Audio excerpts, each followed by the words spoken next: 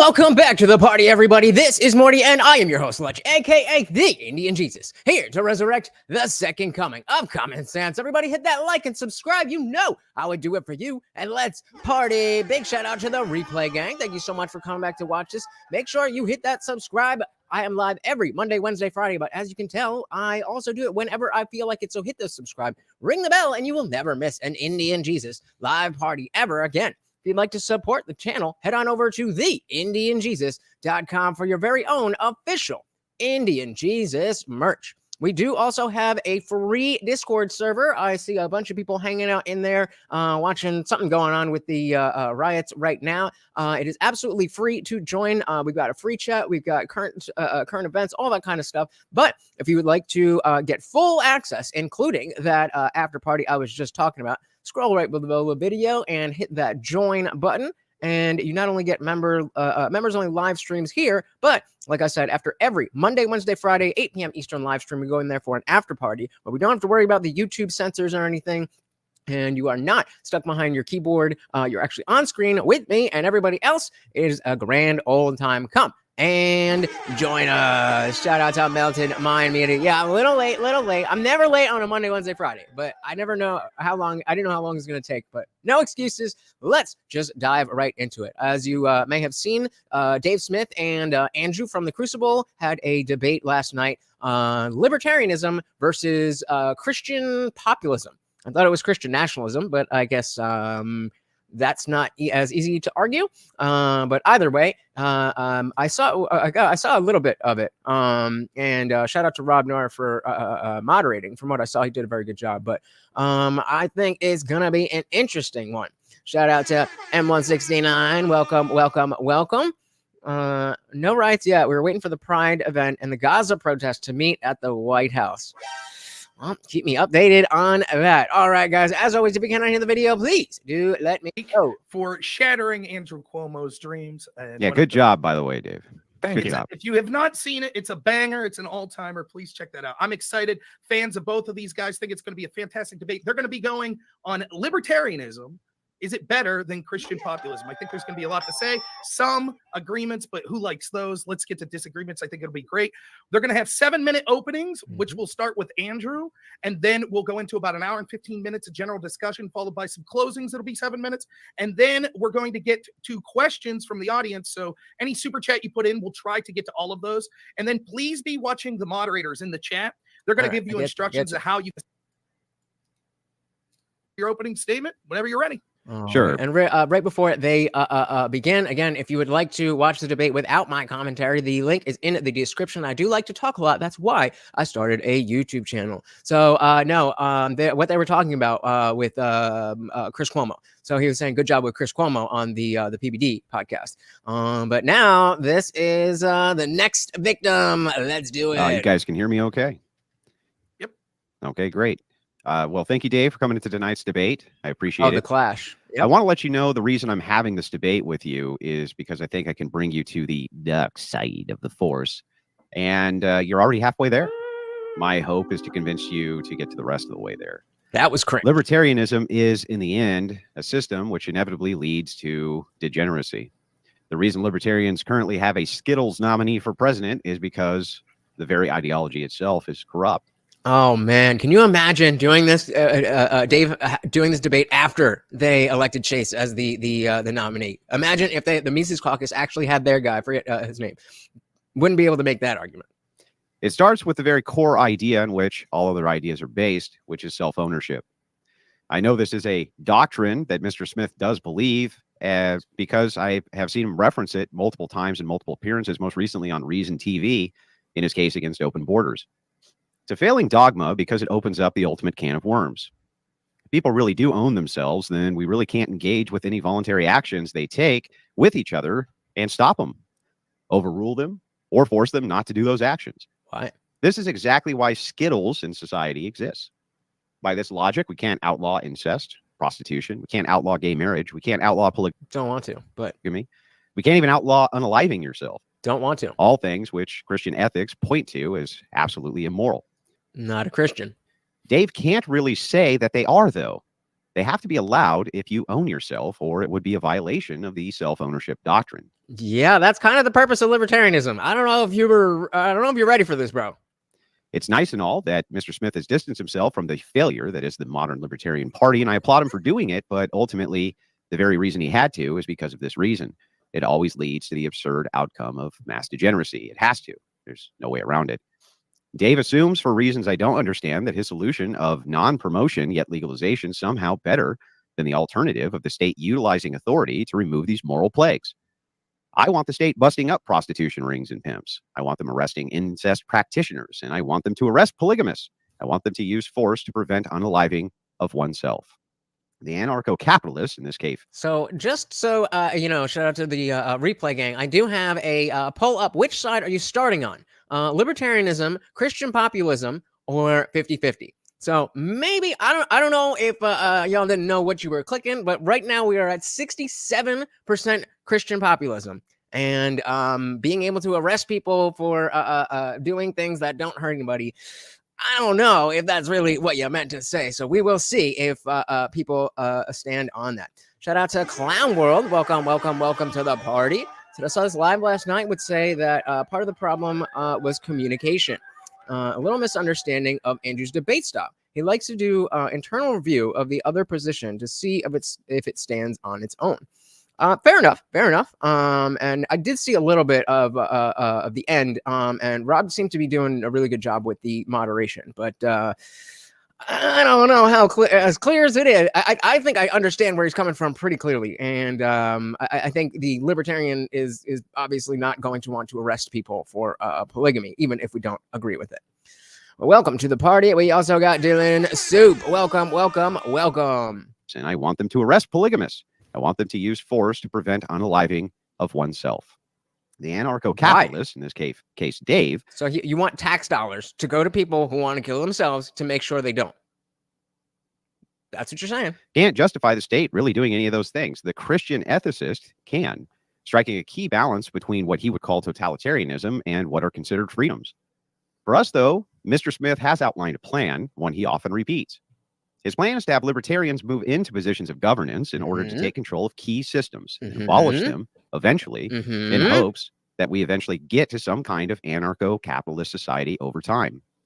All right. So I think that's a pretty fair steal, man. He says this because, quote, the perfect is the enemy of the good. Yep. This means, of course, that because a thing isn't perfect doesn't mean we shouldn't move to what's better, even if what's better isn't perfect. So that the audience knows this is also the exact plan of socialists. They also want to seize government institutions, abolishing power over time in order to end up with a stateless society, just like Dave wants. Is that not the goal of any political movement, to take in and take over power?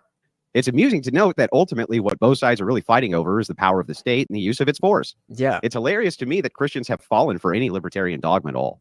We have every right to rule as much as the secularists, and the right to wield state power how we see fit, to exercise our will, just as the libertarian Mr. Smith wants to do himself, and as the socialists want to do. Mr. Smith definitely can't argue. This is like, well, you know who else drank water? Hitler drank water. So if you like drinking water, then you must like Hitler. What? Weak argument, bro. We shouldn't. Weak argument. As if traditional Christians were in power, society would certainly be better than it is now. And, well, if it's not perfect, well, perfection is the enemy of the good. Christian ethics is a superior system of justification, starting points, which reject libertarian axioms, including that of self-ownership, on which the non-aggression principle must base itself. I'd like to see Dave demonstrate for us that self-ownership is true. Guys, you're going to do me a huge favor really quick and just hit that like button. It is so quick, easy, and free, and it helps out so much. Thank you. I'm willing to be convinced, but thus far I most certainly am not. I'd like him to finally clarify his oughts and if incest ought be allowed, if it isn't reproductive, if homosexual marriage ought be allowed, if polygamous marriages ought be allowed, and if unaliving yourself ought be allowed. Anytime in the past I have seen Dave push on these ought claims, he's somewhat evasive and dodgy. And I think it's time to get clear positions and note what he actually does want in society, not as preferences go, but as his ought of self-ownership demand people be allowed to do. I would take an issue with framing the argument this way, because the libertarian position is that to say I'm not the only thing you ought not to do is hurt other people. So the whole idea of what ought you to do, I don't give a shit as long as okay, we're past the 7-minute mark. Yeah, as long as you're not hurting anybody, I don't care what you do. Shout out to Stephanie. Welcome to the party. No evasion. Tell us what is true, that you do believe prostitutes ought to be able to be prostitutes if they want.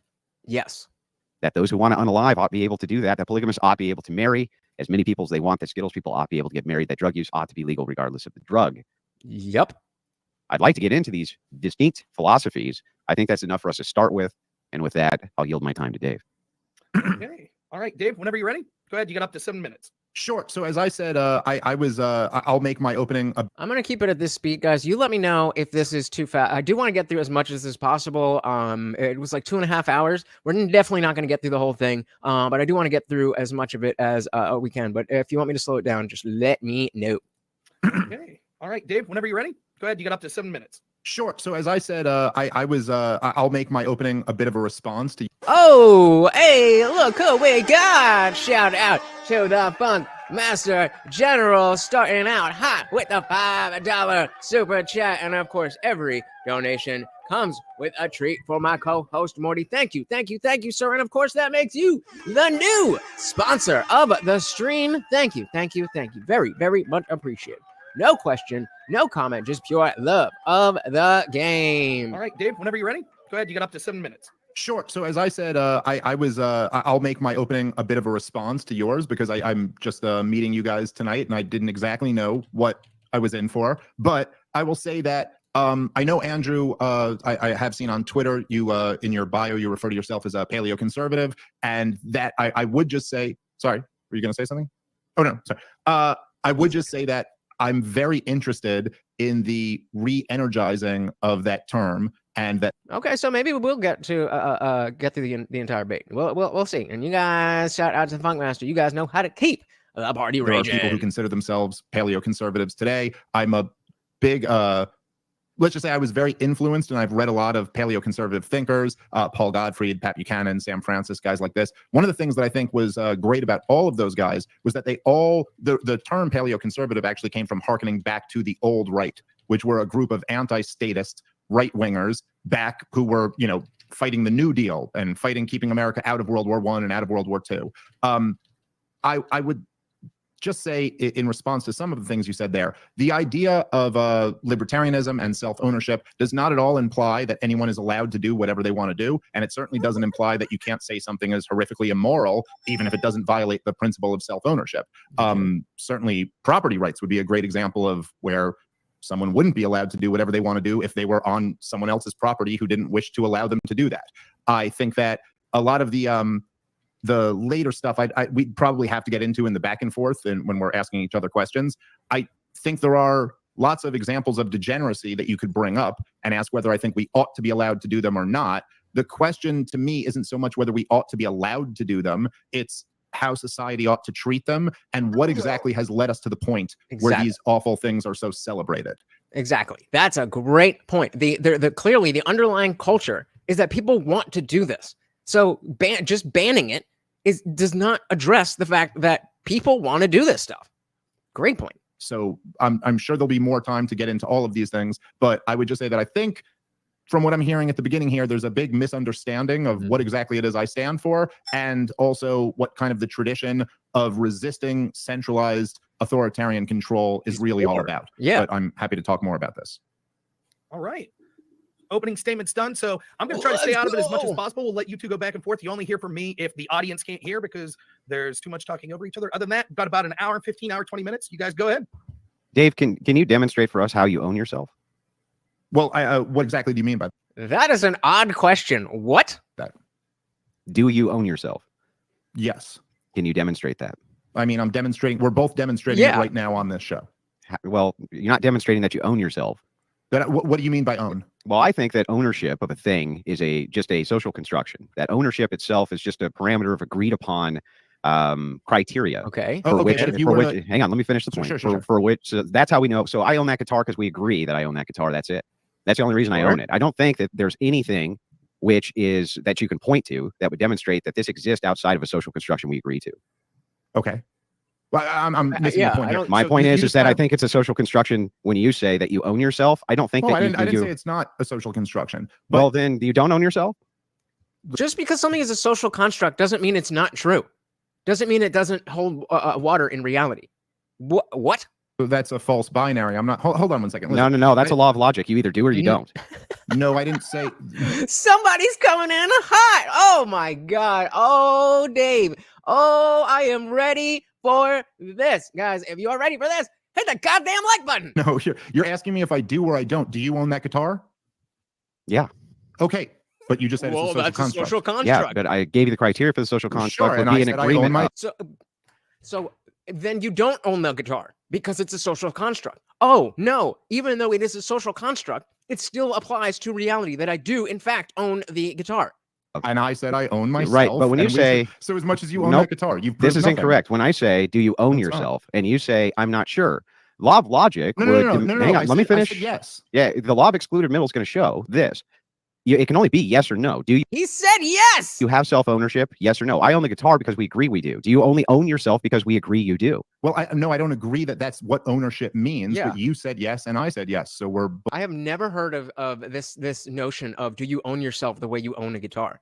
Like that. I mean, the onus would be on you to demonstrate how you don't own yourself, because it's such an abstract idea that if it isn't the case that, and I'm sure this is going to go, well, no, actually, God owns us. I'm sure that's where this is going. But you can tell how abstract that is because you're just so lost at like what are you even trying to get to?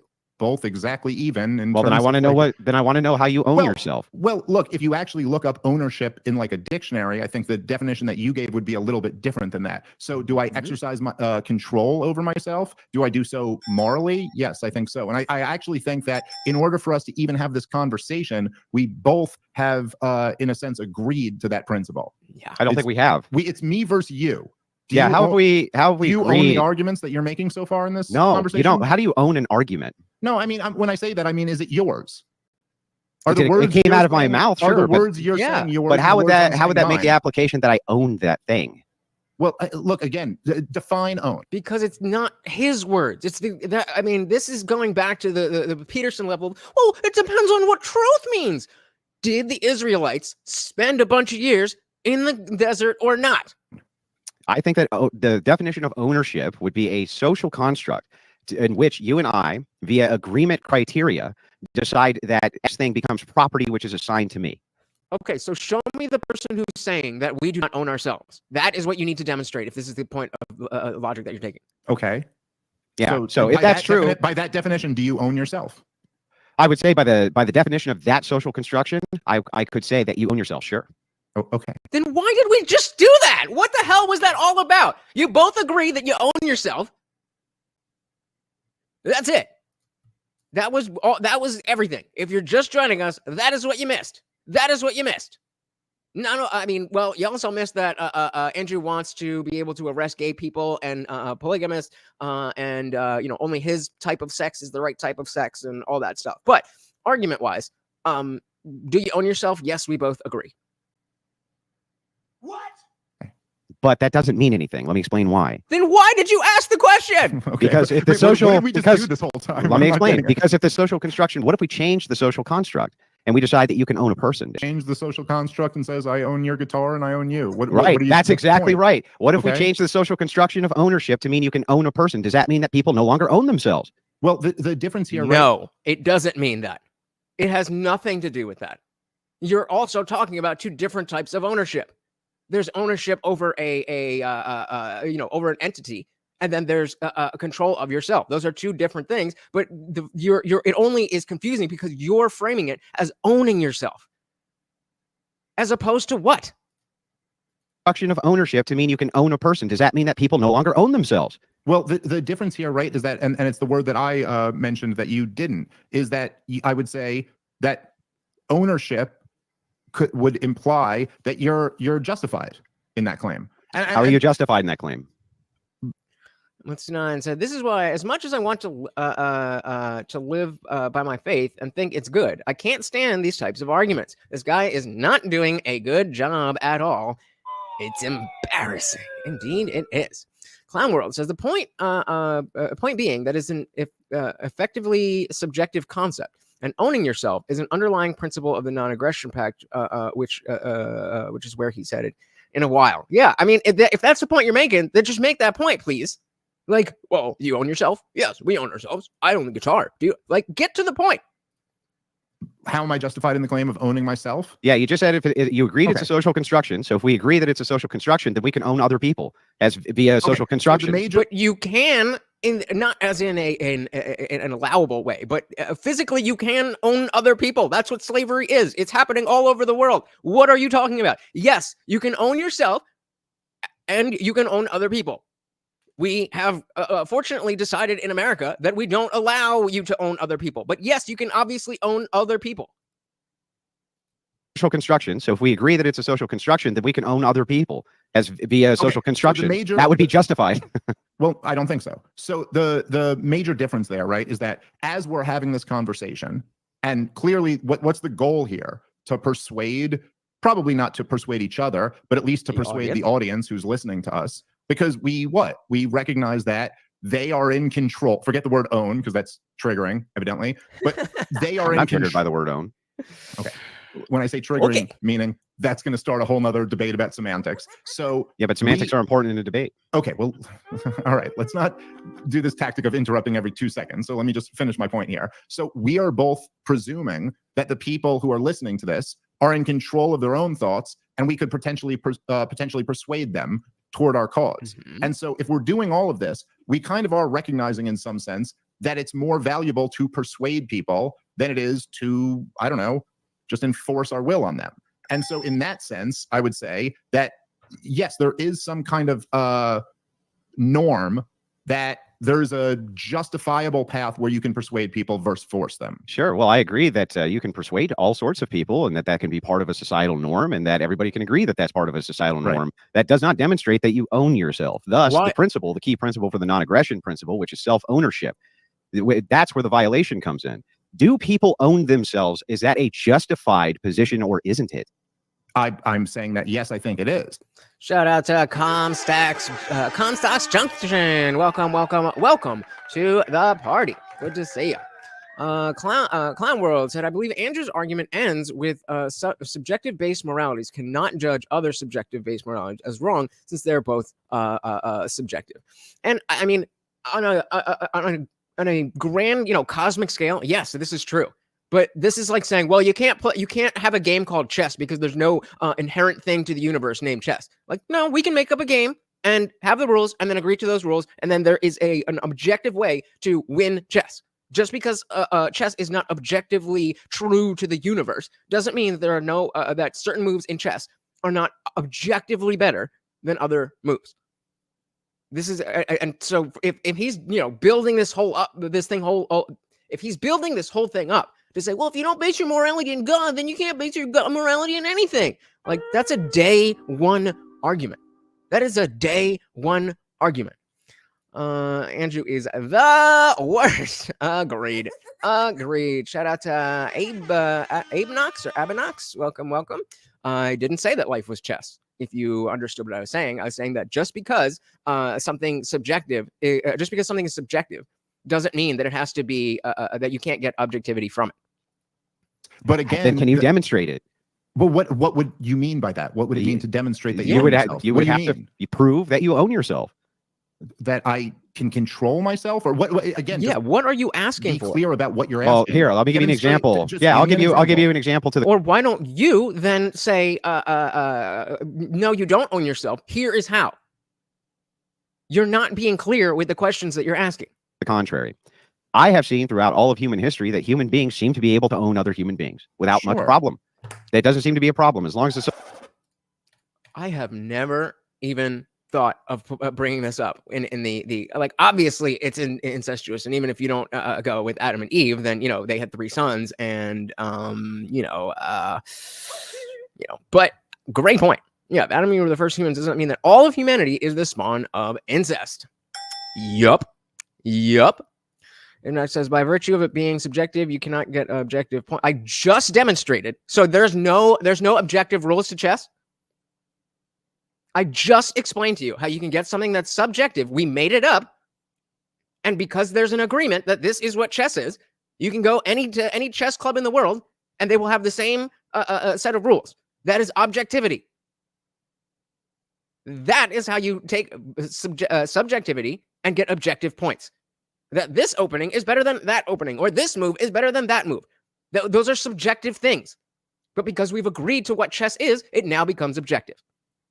Shout out to Gridiron Masters. Welcome, welcome, welcome to the party. So it's better to start with one thinks is a better, more feasible, more sustainable society. You can force it as perfectly as you like, but if people do not voluntarily uphold it, it will fall. Indeed, indeed. Welcome, welcome, welcome. That human beings seem to be able to own other human beings without much Sure. problem. That doesn't seem to be a problem. bro. As long as the social construction of ownership of the time states that you can own another person, you Shout seem to out be able to. Lee, man. Welcome, welcome, welcome to the party. Not 420, but I wish it was, and we're going to celebrate anyway. Do just fine. Right. So this axiom of self-ownership is not obvious to me. To be an axiom, it has to be So what self-apparent and demonst- hold on. self-obvious. So what demonstrated that people This is my point, though, dude. This is my point. Yes, it's a social construct, but objectively, in the game of chess, there are rules that make things right or wrong. And so, or if you look at a story, the Harry Potter is a social construct, but it's objectively true that Harry Potter has a mark on his head. That is objectively true, even though it's made up. Moving on. To be an axiom, it has to be So what self-apparent and demonstrate- hold on. self-obvious. So what demonstrated that people owned other people throughout time? Shout out to the Eerie Fairy Tales. Welcome, welcome, welcome. So what's funny is on the original video in the comment section, if anybody disagrees with Andrew at all of his Sims claim that you just don't understand it. Yep, they're just too high-minded. Self-apparent and Hold on. self-obvious. Correct. So what demonstrated that people Correct. owned other people That's what I'm talking about. Correct. throughout time? Prove that to me. Yeah, The same way you just said to me, prove to me that but I own But myself. I did. No. Hold on. I'll prove it to you again. Well, hold on. Let's try to not. We're only a couple minutes. You into this. interrupted me. I didn't interrupt you. Well, hold on. You just asked me to prove that I own myself, and then you asserted that throughout history people owned other people. So prove that. Yeah, but we already did. And let me explain how.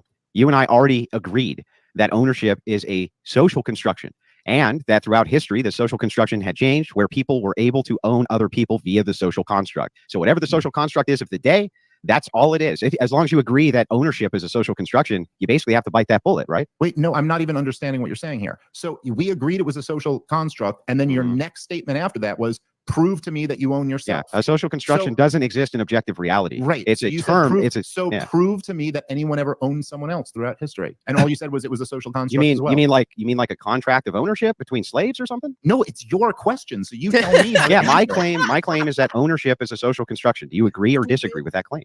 I think it is a social construct, but Okay. there also can be ethical and non-ethical or moral and immoral. Well, then if forms you of make the ownership. assertion that it's anything more than a social construction, then the burden of claim is on you to demonstrate how it could be. Well, okay. I mean, again, you're dodging my question here. I asked you the same question you asked me, and you weren't able to answer it either. What is it that I'm doing with this channel? I Part did of the answer reason, by the way, part of the reason why I asked is because I don't exactly understand the question you're asking me. Are you asking me to say why I think, how I could prove that it is moral that one person should own themselves rather than No. someone else own them? Is that That's the not question? the that's not the question. The question. So here's the question. Let me explain it to you. Okay. The non-aggression principle itself revolves around the idea that human beings own themselves. Correct? Yes. Yes. Okay. So the thing is that you and I can agree that there's been tons and tons of slavery throughout human history. Correct? Yep. Shout out to Taylor Wooden. Welcome to the party. Okay. So those people clearly own these other people. So this has to be a social construction of agreement is what is ownership. We agree that you own it, therefore you own it. What I'm asking for is some type of justified evidence that that is not the case and that there is some moral ought or some type of demonstration, philosophically or otherwise, that a human being actually owns themselves. Okay. So just to be clear here, if I were to say, if you're saying ownership meaning just strictly control over who has something, then yes, there have been lots of times where people can come just take all your stuff and then claim they own it. And if you're saying the law recognizes it or the society recognizes it, then essentially they own it. So in They a can do that sense- with people too, right? right. And in a sense, I agree with you. And that So then that you is don't own happening. yourself. Okay. Let me just finish what I'm saying. Okay, go ahead. All right. I mean, dude, No, but objectively, the books of the gospel are accounts of a man, Jesus Christ. That this is just not even relevant to what I just This is not the point I made at all. Own yourself. okay. Let me just finish what I'm saying. Okay, go ahead. All right. I mean, dude, we got a long Me? I'm an atheist. show here, so let's just let each other talk. So in a sense, I agree with you. Yes, you can take possession of something. I don't think anybody is arguing that, and I don't think it's a very impressive point to make, that yes, people can take possession of something, and that could be codified by law or society. Whoa, Andrew's so smart. What we're talking about is something slightly different, which is justified ownership over something. So Right. then the claim is like whether it's morally right that you own this or not. Fair enough. And I'm Yeah. sure there's I'm lots just of looking I would say yes, but again, I still don't understand what this has to do with anything. for the demonstration there's of what is lots of- morally right. Sure. Sure. Well, okay. If you're looking for the demonstration of what is morally right, I'm sure there's lots of areas where you would believe something is morally right and something else is wrong. And the demonstration of it would be what? That this is what you believe. This is what seems to be right and wrong. This is what has been accepted in. No, my justification would be divine command, not seemings or phenomenal conservatism. which Okay, is what's- sure. I've been trying to get Andrew's attention for a while. So I mean, if you know him, let him know. I am happily willing to have a discussion about whatever this is that he's talking about. Seemings Sure. are. So, okay, but so divine command. So Mhm. what? And how would you exactly determine what is and isn't divine command? Well, let's assume for a second that I was, I don't know, like delirious, right? And just thought Let's just assume we're gonna have to try really hard to think of Andrew Wilson as delirious. Okay, we're gonna try really hard. I talked to God and he Mm-hmm. gave me commands, right? If it's just preference, if we're just going off of preference, just things which Dave prefers are true, and Dave just prefers that you own yourself because he does, then any preference that I came up with in this delirious state where God was speaking directly to me would be just as valid as whatever preferences that you just axiomatically come to because you just want them to be true. What my claim here is that libertarianism Wait, is it Abe Knox or Abanox? at its foundation, at its fundamental foundation, is flawed because this axiom of self-ownership isn't actually true, but rather a social construction which is asserted as though it is a truism when it clearly is not. So it's a fundamental flaw. The reason that you guys come up with such absurd conclusions like that prostitution ought to be legal and all these other things is, and by the way, Dave, you have to end up with that. Otherwise, people don't own themselves. Do you think the state should come in and stop your brother from unaliving himself, for instance? Do you think that they should do that? Well, all right. Stick with your point that you were making at first, because you're just jumping all around here. Well, no, I'm Yeah, that's the make this point, that point, and throw all of them at you at the same time, so that you have 7 things to address. And because you didn't completely address everything that you said, you lose the debate. the first thing you were saying. Well, I already there. gave you the point. I'm saying I Well, reject in your the beginning, axiom. though. I reject the axiom of self-ownership until otherwise demonstrated. Oh That's my point. Jesus! Okay, so what would so you're saying Oh, that if Jesus. I'm sorry, I'm just trying to understand the first part that you're saying here because I'm not getting it I said shit. Me too. Still trying to understand. at all. So you're saying if somebody hallucinated that something was right and wrong and it was Mhm. horrifically not right and wrong, that somehow that disproves the idea that anything is right and or If, wrong? if it's only axiomatic and based on preference, it would be just So as how do you valid. determine if anything is morally right or wrong? If it's from a preference base, you could. Okay, so how do you determine that anything is I morally do right it from or wrong? I do it from divine command. You do it from preference. I'm No, meeting you you where do it you're from at. divine. Yeah, really quick, Stephanie. I don't really know what's going up with you in the chat, and you're scaring me a little bit. So either figure out how to type in English, or please don't be spamming like that. Thank you. Command. What does that mean? Explain that. So this means that I follow Christian ethics. I use transcendental categories inside philosophy to create justifications for the values which come from God's laws. That's what I do. That's a lot of words to not say anything. How do you determine? Do you know if what something is right or transcendental? wrong? Do you know what Yeah, no, transcendental It's not that categories I don't are? understand the words. It sounds like Explain you to don't me. understand. Okay, explain it to me like I'm That's why it's all over the. That's why it's all over the comments. Oh, Andrew said you don't understand, so you don't understand. really stupid. I don't understand any of the words. So explain it to me. How do you determine if something is right and wrong? Okay, so what I would do Nice. I like that. Good one. to make these determinations is Mhm. we start with objective versus subjective. What if is it a subjective value or is it an objective value? If we start with it just being a subjective value, then who cares? We never need to go any further than that. Just never need to go any further for justification. So what I've determined is that your values here in libertarianism are subjective value based. Therefore, there's never a reason for me to justify anything objectively to you, because any subjective preference I have Andrew, is just as valid. You're not answering my question. Shout out to Bryson. Welcome to the party. So assume I own my actions and statements. My mind is like a broken eggshell all over the ground, and someone should clean this ish up. Welcome to the party, brother. Good. To you, because any subjective preference I have, Andrew, is just as valid. You're not answering my question. Literally, that's the most precise answer you could ever get. Andrew, if you're how do you determine? If I something just is told right or you wrong? divine command. And then I asked you what that means, and you said I just nothing. explained. No, you didn't. Yeah, you just said that you think my basis is okay. Fine, Dave. I'll make it super simple because God tells me so. Is that better for you? Sure. Okay, so then if God told you that all of the things that you thought were wrong, and actually God changed his mind, and you actually should be a polygamist and do incest and F children, would you do it?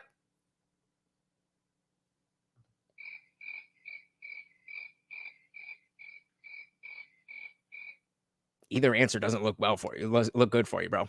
My basis is okay. Fine, Dave. I'll make it super simple because God tells me so. Is that better for you? Sure. No, okay. That's the answer. That's the answer. Okay. God tells me so. God tells you. Yeah. Like, and through what means does God tell you this? He directly communicates right into my brain. He's like, that shit's wrong.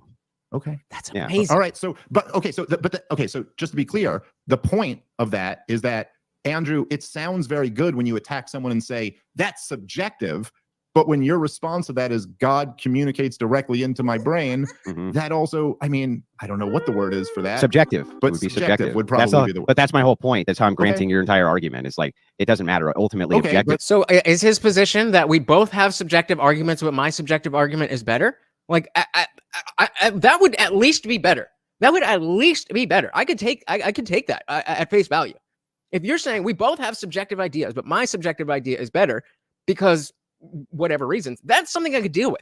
But just saying God doesn't automatically grant you a win. That's begging the question. You have to first prove that, number one, you are actually communicating with God. Number two, that what God says is actually in accordance with what's good for society, and so on and so forth. But if you're just saying, well, I believe in God and God told me, so that automatically makes me better than you. Like that doesn't work.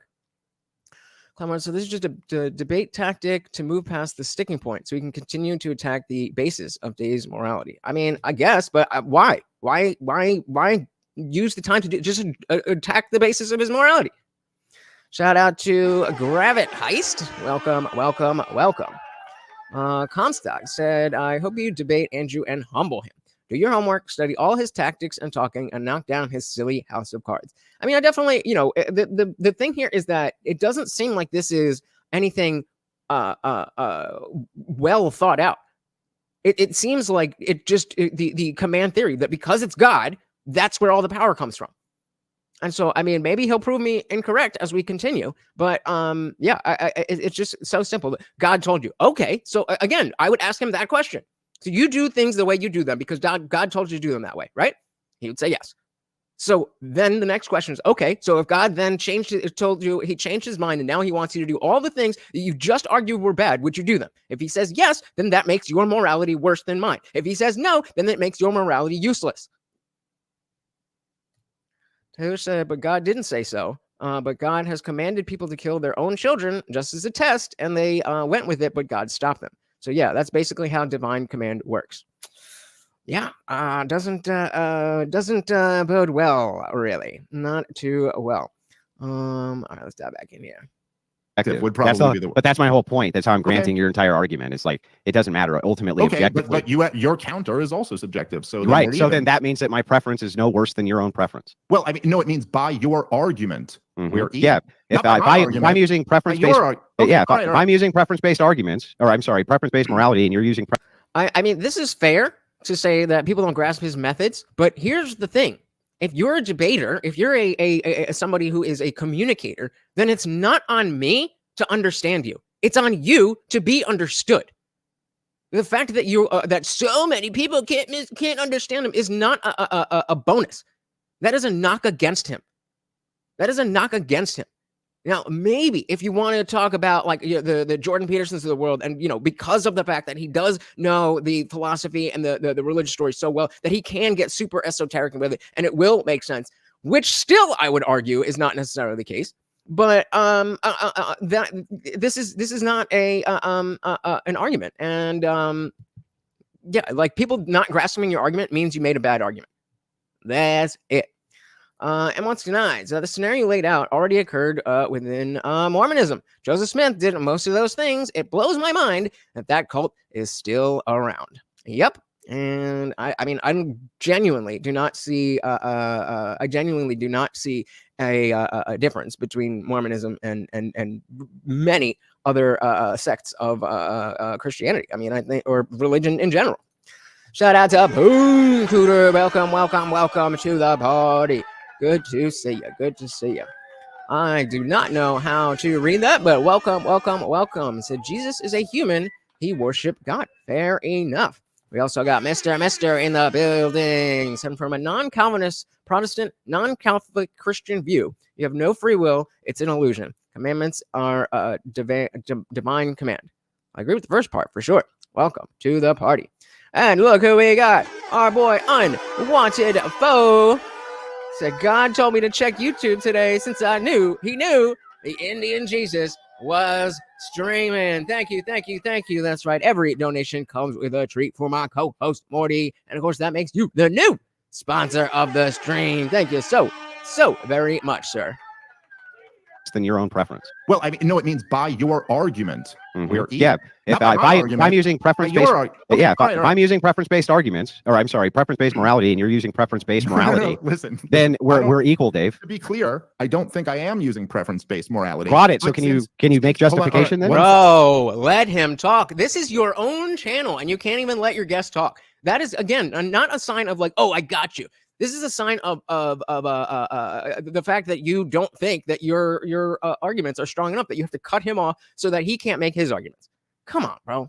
Second, let me try to finish the sentence here. I don't think I am making subjective-based morality, but you accused me of that. And so my response to you is, so what's your objective-based? Exactly. And your response is, God talks to me directly into my head. Yeah, for the purpose of demonstration. All right. By the way, God also talks to me in my head. And so, perfect. All right, fine. All right. So God... And he tells me that you're wrong. So if God talks... By your own standard, there you go. You haven't won anything. By your own standard, we're even. It's not here to win it. It's here to demonstrate it, Dave. Let's try, if we can, because we're only a few minutes into this. Let's try. This got more contentious than I thought it would in the first few minutes. Let's try to just, by the way, because I want to have a good conversation with you, and I've been told by people who I love and trust that you were a guy to have a good conversation with. Yeah, but you keep on evading every question that I have for you. All right. Hashtag good faith. Right, I don't think I have, but so okay. Hey, shout out to Ayush Gupta. Welcome to the party. So when you invoke Jordan Peterson, then we have to define specifically what do you mean by Jordan and what do you mean by Peterson? Well, that would be like a 3-hour conversation. So if you don't understand, it's your fault. Welcome to the party. Mr. said Mormons are founded on Freemasonry. The highest form of Freemasonry is satanic black magic. Catholics are ritual-based and extremely judgmental, not reflecting born again or Orthodox. Fair enough. Shout out to Ian. So Dave Smith and sports commentator Nick Wright. I don't watch sports like that. I don't know who that is, but I'll take your word for it that it is a good one. Melvin My Media said I'd rather had a man who had his face in the webcam. He at least stopped Andrew from talking over the other person. Yeah. I mean, come on. That's where you should be moderating. When it's like, bro, let him talk. I want to have a good conversation with you, and I've been told by people who I love and trust that you were a guy to have a good conversation. Yeah, but you keep on evading every question that I have for you. All right. I don't think I have, but so okay. let's answer. Ask me a direct question. Great. I'm happy to answer. Should the state come in and stop your brother from unaliving himself or not, Dave? I would want them to. Yes. Yes. Would you want the state to stop a man from having sex with his sister if it would lead to a non-reproductive act? Christ. Wait, if it would lead to a non-reproductive act, yeah, she has no uterus. But that was supposed to be. Then no. Why do you care? Like, you can say it's gross without saying that the government needs to stop it. Worse than if it would reproduce? Yeah, it would be worse. It would be less I'm worse. just saying that seemed like an unnecessary caveat to throw on there. But okay. Wait, Jesus Christ. What you're talking about, like adults or children? Adults. Okay, fine. Because for children, obviously, that'd be yeah, I guess I would want them to. Okay. So you want the state to utilize authority. Well, not just the state. I would want anyone Okay, Not so bad. so I don't Anyone understand. with the force to do it, or Great. anyone with the strength to do So it. so then those people don't own themselves. No, I don't Lee, man, chill out with the N word here. think that's the conclusion. Well, if they own themselves, can you demonstrate what they're doing wrong? Oh, sure. Okay. But that's a very silly and very look, this is a very like Hi, girl. childish interpretation of libertarianism. You're still not answering the But- question. You're just prattling. No, I didn't. I immediately answered the question, He said yes. and now I'm responding to the point you made. So Mhm. I immediately said, yes, anyone with the authority to do it, please stop, or the power to do it, please stop. And then I was responding to what you said. So I did answer the question. What I'm saying is that the idea that if you own yourself, and this is the fundamental mistake that you made at the beginning, therefore I can't say anything is immoral, is ridiculous. And not only in the libertarian worldview, but It's not my rules. It's their rules. in any worldview, there are lots of things, and I'm sure in yours, where there could be things that you don't think are illegal, but you still, or you That is what the Discord is for. Did you join the Discord? Make sure you join the Discord. That we don't have any worries about what YouTube has to say about it. don't think should be illegal, but you still think are wrong. So that doesn't mean anything. If I think people own themselves, I can't think there's something horribly wrong about this. That's not No. the point. So I'll explain Okay, again. sure. So please. If you want the state to go in, if a brother is banging his sister and she can't reproduce, Yep. I don't know how you can why demonstrate. does let reproducing me- matter in this? I'll scenario? explain Sure. why. Oh, so anytime Dave but anytime Dave speaks, it just right into his sentence. So that you can't bank on reproduction as being a harm because it could have like some kid who's all fucked up. So I'm just taking that out of the equation. Okay. I gotcha. I'm just taking that out of the equation, right? She has no uterus, they can't reproduce, or maybe they're homosexuals, right? And they're just related. If they own themselves and they're adults, that is exactly what you would make the argument for gay marriage. They're adults. These adults are consenting with each other. Can you actually justify why that's wrong? No, I can't. Can you? Sure. Then But- justify why it's wrong. Well, I can justify why it's wrong. Okay, there's two separate questions here. And this is almost like, I think what you need to pick apart. So look, there's two questions. One is, could I justify someone using force to stop them? And then there's, could I justify why it's wrong? You get where those are two different things? Yeah, I'm just asking why it's But- wrong. Yeah, sure. Yeah, But so I'm let's just do that. saying- Okay, do you get why those are two different things though? You get the point I'm making? Yeah, sure. So can you answer the question now? Yeah, Oh my dude. God. Listen, man, do you want to like have This is not good faith. This is not a honest attempt to understand what Dave thinks and present his own arguments. That's not what this is. Who just said it? Who just said it? I want to vote. Andrew here seems to want to rack up points rather than have a discussion. And this is the problem with like the debate bro area, is that there's people like myself or like Dave who are willing to have these good faith conversations. But then somebody like Andrew here gives the debate bro, and then everybody thinks, oh, that's all they do. You just yell, and that everybody who is willing to have a good faith conversation just wants to rack up points. Yeah, sure. So can you answer the question now? Yeah, dude. Listen, man, do you want to like have a decent back and forth here, or like do you want to not? You're still not answering the question. That's a no, Dave. That's a no. So, Okay. Now, so this is the point at which it is totally okay for Dave to take off the gloves and start, being whatever and going after him and maybe not personally, but, stop trying to act in good faith, because it is clear that Andrew is not acting in good faith. I'm not saying he should do that, but I'm saying if he were to do that, it would be completely justified. Forth here, or like, do you want to not? You're still not answering the question. Loser. Okay. Can you justify why it's actually wrong for two consenting adults? Yeah. See, the thing is, I am answering the question. You're just kind of being a dick, Well, and trying to win the debate. When are rather you than going to having a answer the conversation. question, Dave? All right, give him a chance. So is Andrew. that- Go is ahead. that- Yeah. Like, does Oh, anyone- Rob comes alive. There you go. Listening to this, think this makes for like good debate tactics? No, you actually are not like recognizing that there's a difference between these two things. So I just told you I do. Let's leave him. All right, finish. do you guys Let's want to Dave do this, answer. man? I fucking like honestly, dude. This is You've just, like, talked. is We've this- talked way more than I have, Dave. I just want you to answer my question. Can you justify it or not, bro? He already said no. Okay. So anyway, I'll go back to saying, do you guys want to do this? Do you guys want to like do a show here, or like what's the point of this? You wanted. Okay, man, I you can asked say you specifically if you right, wanted a right. You can conversation or a say- debate. you You can said a say- debate. We're debating. No, I didn't say that. I said did say we that. could do whatever you want to do, dude. Yeah, so we're doing a debate. So let's not do a meta Yeah, but a conversation. debate Just doesn't answer the mean- question. A debate Okay. doesn't mean you talk over me every time I try to Right. answer. I the here's- just here's want what you we're to gonna answer do. the Here's- question. here's what No, we're no, no. gonna I do. understand Let's you do, leave- and I was, but you're Dave, just one second. kinda- Here's what we're gonna Sure. do. Dave can expound here on what he thinks is occurring here in this debate, and then before you come back in, Andrew, we'll give Dave a chance to Okay. specifically answer the question that you've asked. So, Shout out to Guam Welcome to the party, brother. Good to see you. Also, did I get to say hi to Harley? I don't know what the hell you were saying, but welcome to the party.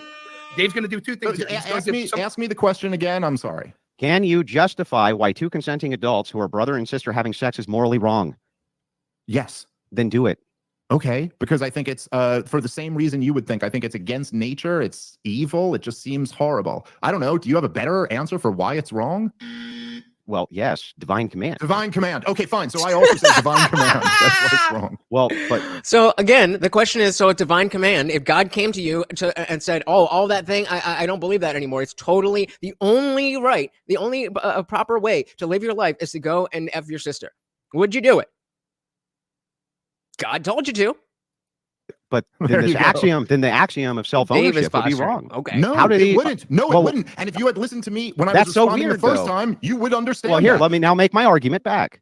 Yeah, if they right, don't, right. if they don't own themselves, right, or if they do own Mhm. themselves, rather, and they're two consenting adults, just like two homosexuals consenting adults, why is it actually wrong for them to do that? You It's not.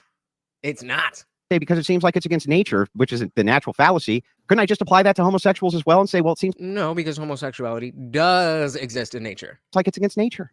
Yeah. It's just not. I don't know. Well, what is this? No, it's not. Like I don't. I'm certainly not like, oh yeah, yay, pride, trans the kids. But I do not care if gay people get married, and gay homosexual activity absolutely exists in nature. Sure. Maybe you could. And do you think so? Your moral oughts are based around just things that gross you out? No, divine intervention, bro.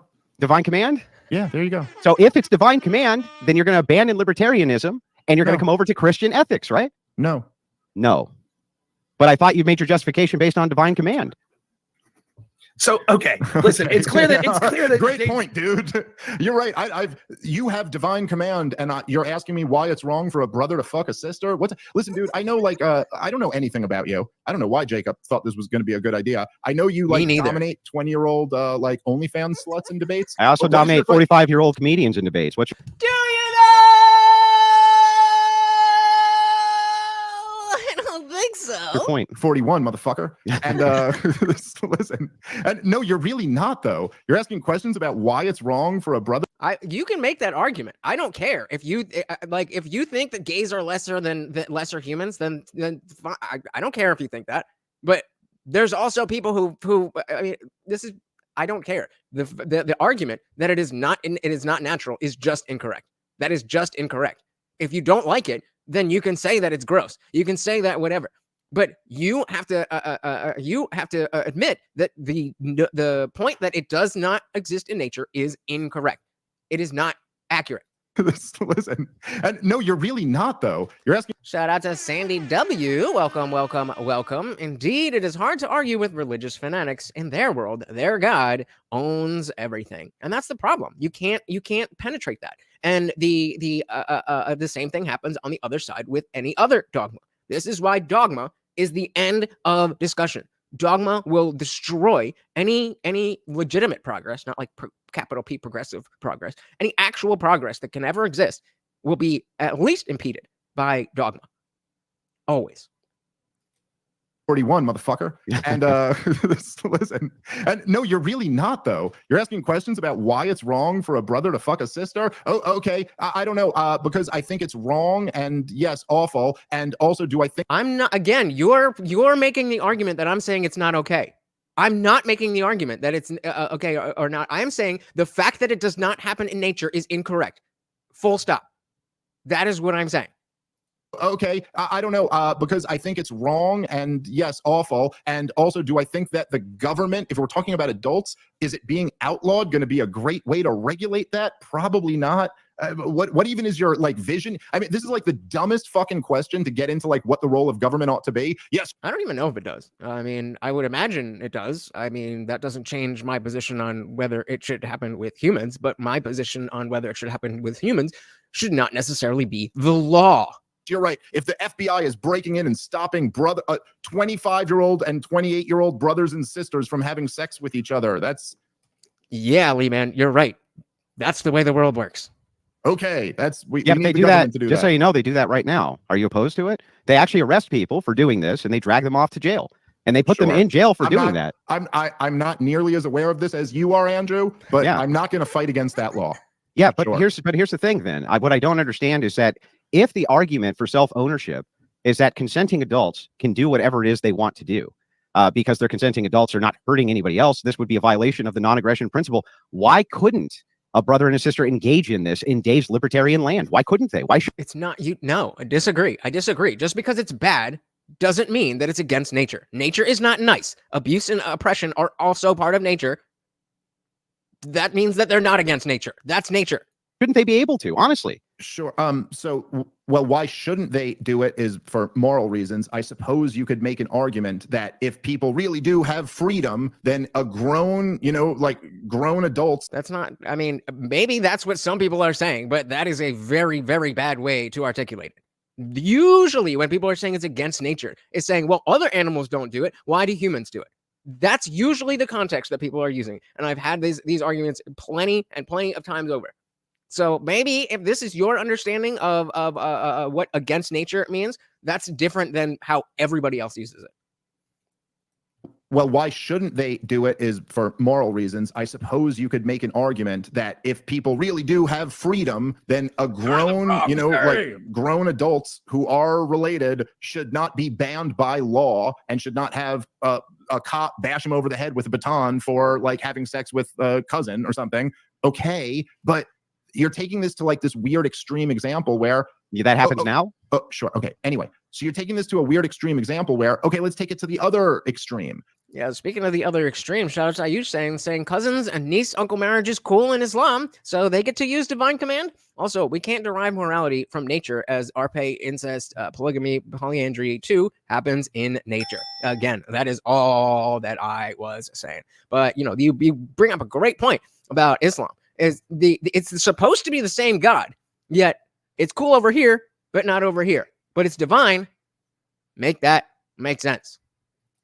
Oh, sure. Okay. Anyway, so you're taking this to a weird extreme example where, okay, let's take it to the other extreme and say, do you believe that the government should rush into your house anytime you're doing anything where they determine that that's degenerate or not moral or productive? You're smoking a cigarette right now. Is that enough of a reason for someone to come get you? Would there be any realm where you would say, maybe the government shouldn't be regulating every inch of what I determine from divine, whatever that is moral or immoral?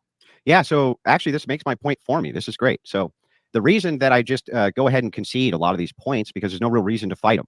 For instance, because he doesn't have a point. That's why he can use these wild assumptions to act like, don't hurt people and you should be able to own property is a bad axiom. Agree with me that the only justification that you can have is that, well, because God told you it's gross, and so therefore no. Natural is nature.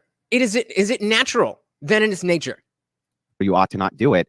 Then this would mean that you agree with me in divine command and should be a Christian ethicist. That's why that's done. That's why I just make it super easy for you to go ahead and agree. And you did. You agreed. Absent. So I'm just going to ask this straight out. Okay. And no, I don't believe in that sort of government overreach. And I can give you my systems and reasons for why that is too under Christian ethos, or Christian. Guys, really quick, can I just ask you one more time to hit that like button? It helps so much. Thank you. Ethics, where we both take into account consequence, but also take into account duty. So I'm going to ask this. Duty. Absent any kind of divine command, God didn't tell you anything. Would you say that it's not moral? And can you justify why it's not moral for a brother to hump his sister? Could you do that absent divine command? Honest question, Dave. This is super important. Sure. So I would say this, right? I grew up an atheist. Well, I mean, I'm Jewish, but I grew up not a religious person. It was just, kind of what I was born into. And I was pretty much an atheist for most of my life. And then I had some experiences as I became a young adult that made me think about God and kind of get in touch with him. And then it was really when I had my first child that I really found God. So I would agree with you that, yes, there is something from God that instructs me as to what is right and wrong in this world. Sure. However, But before I ever believed in God, yeah, there was just a deep feeling inside of me that that would have been very wrong. And I do believe that that was always from God. So, Okay. Okay, well, I mean, and again, this is why we have to. Again, God is very bad at being a word. When he says God, is he talking about Yahweh, or is he talking about a deistic God that just is, the consciousness? God is love.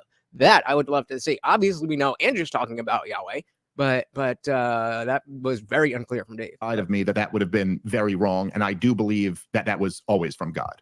So I thought he was going to say that was always inside me, or that was always part of my rationality, which would be a lot more accurate to the way that I see it, but not nitpicking. So, okay, I don't so know. then then absent God. What that proves. So then It absent doesn't God. prove nothing in this argument. Yeah, but no, that's how I it feel. does though, and I'm going to explain how. Go how ahead. because you're saying that absent God is just your preferences. It's just how you feel. No, That's what makes not what's what I moral said. or not moral. No, Then but what see, would that's make it not- immoral? see, Absent that's not- God. See, here's the thing, dude. Andrew, I think you're doing a thing here that a lot of like internet blood sport debaters try to do, which is that you're trying to win before you're actually listening to what I'm saying. I can It was steel like, man the entire thing if you'd like. Try to listen to what I actually said and grapple with that. What I said was not before I believed in God, it was just subjective.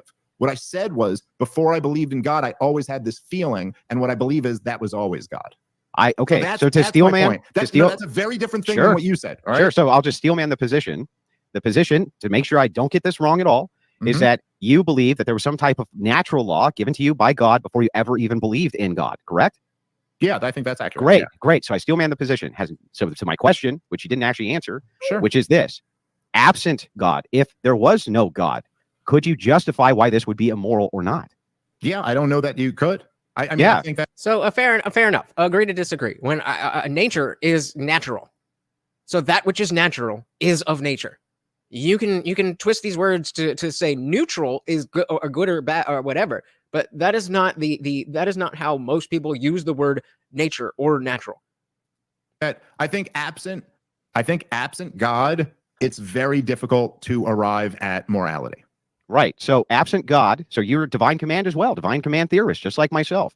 So Sure. if that's true and you're a divine command theorist, and we have now shown how self-ownership leads to absurd conclusions like a brother being able to hump their sister. No, but I disagree with okay. Well, okay, why can't, if you own yourself, why can't you hump your sister if she owns herself, Dave? That makes no sense. There's no what do you mean by why can't you? Why can't if you don't own yourself, why can't you hump your sister? What does that mean? Good question. Exactly. This is why I'm so confused as to why a lot of people do this too. Like they have a point in mind and so they want to build up to it. And if you can build an argument that way, great. I tend to do that. And I'll be like, okay, so what would you do if this, that. Okay, you said that. And so if you're going to do that, then do that. But again, then it's your responsibility to have the certainly the other person that you're talking to and the audience follow along with you. This is on Andrew that nobody has any idea what the fuck he's saying. Everybody who says they do are just saying, yup, he's right. Why can't if you don't own yourself, why can't you hump your sister? What does that mean? Good question. But my point is with the non-aggression principle, the entire axiom. You're not asking anything, dude. Yeah, I am. So let's just say this. He's really not. Man, I wish you had picked an example that wasn't so fucking uncomfortable to talk about. But here, you, Andrew, don't own yourself. Mhm. Why can't you just hump your sister? You could. Exactly. So what the hell are you asking? What's the but question? I love how Andrew just thinks like he's like, see, what I'm saying does make sense. No. And again, all right, fine. Maybe I'm stupid, and maybe Melted Mind Media is stupid, and maybe everybody here who's like, what the hell is going on? Maybe we're all just too dumb. Maybe. But that goes to my point. I think that if you actually have self-ownership as something more than an axiom, meaning it's justified somehow that you actually do own yourself, it's not just a social construction, then you wouldn't be able to hump your sister if you did not own yourself, right? What do you mean wouldn't be But if you able do- to? Oh my God, Bryson, I think you're right. Projection.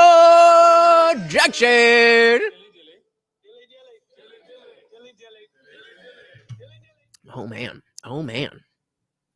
Construction, then you wouldn't be able to hump your sister Agreed. if you did not own yourself, right? What do you mean wouldn't be But if you able do, to? but if you do own yourself, you can still hump your sister. The point being, Andrew, yeah, do you go ahead. own yourself? Under the current paradigm of the social construction, we would say yes. Okay, but so Mhm. if you didn't, Ooh, Taylor said, I think Andrew thinks God is a part of his life more than he actually is. I think you are spot on with that. I think you are spot on with that because it seems, I mean, I would assume, those of you who are, I assume some of you are fans of Andrew. It was about 2 years ago when he had converted to being Christian Orthodox, right? And so it seems like the inverse of the militant atheist who grew up in the Catholic Church, and then, you know, whatever happens, and then they no longer believe, and now they feel, well, I gotta tell everybody that religion is bad, and you're stupid if you have religion.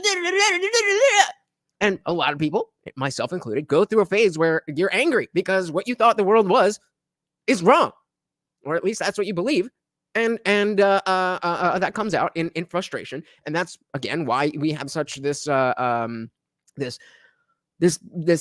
archetypal idea of what atheists are. And the problem is, I think Taylor again is spot on that he's like, oh well, I read the Bible, God's got my back now. It's like, bro, that's not what it's about. That's not what it's about. Poon Cooter said, have you ever done a deep dive on all the motivatic elements that were borrowed by Christianity from Hinduism? Even the root of the word, the figure of Christ is Krishna. So not specific. I mean, I deep dive, no, but I've definitely, had conversations with people who had done deep dives and be like, whoa, look, you have Ishtar here, and there's the. So yes, there's a lot of paganism and other religions. That built up Christianity. But that makes sense. That's what you would expect. You would expect that, because what is religion? Religion is humanity's best attempt at understanding the universe. And so, we have, there's always some type of God figure. And then we have gotten to a point now where we no longer need that God figure. And so people like Andrew are forcing it in because people like him are forcing it in because he found an avenue to have a moral structure where he had none before. And so his assumption is, oh, this is the only way to have a moral structure. Nah, bro. And then especially if you look into it, it is not good. It's the moderate Christians, the one who don't actually follow what the Bible said, who are the good ones. For Eva Holding Dodge said, bro, Dave got spanked. All right, agree to disagree. Yeah, they don't you?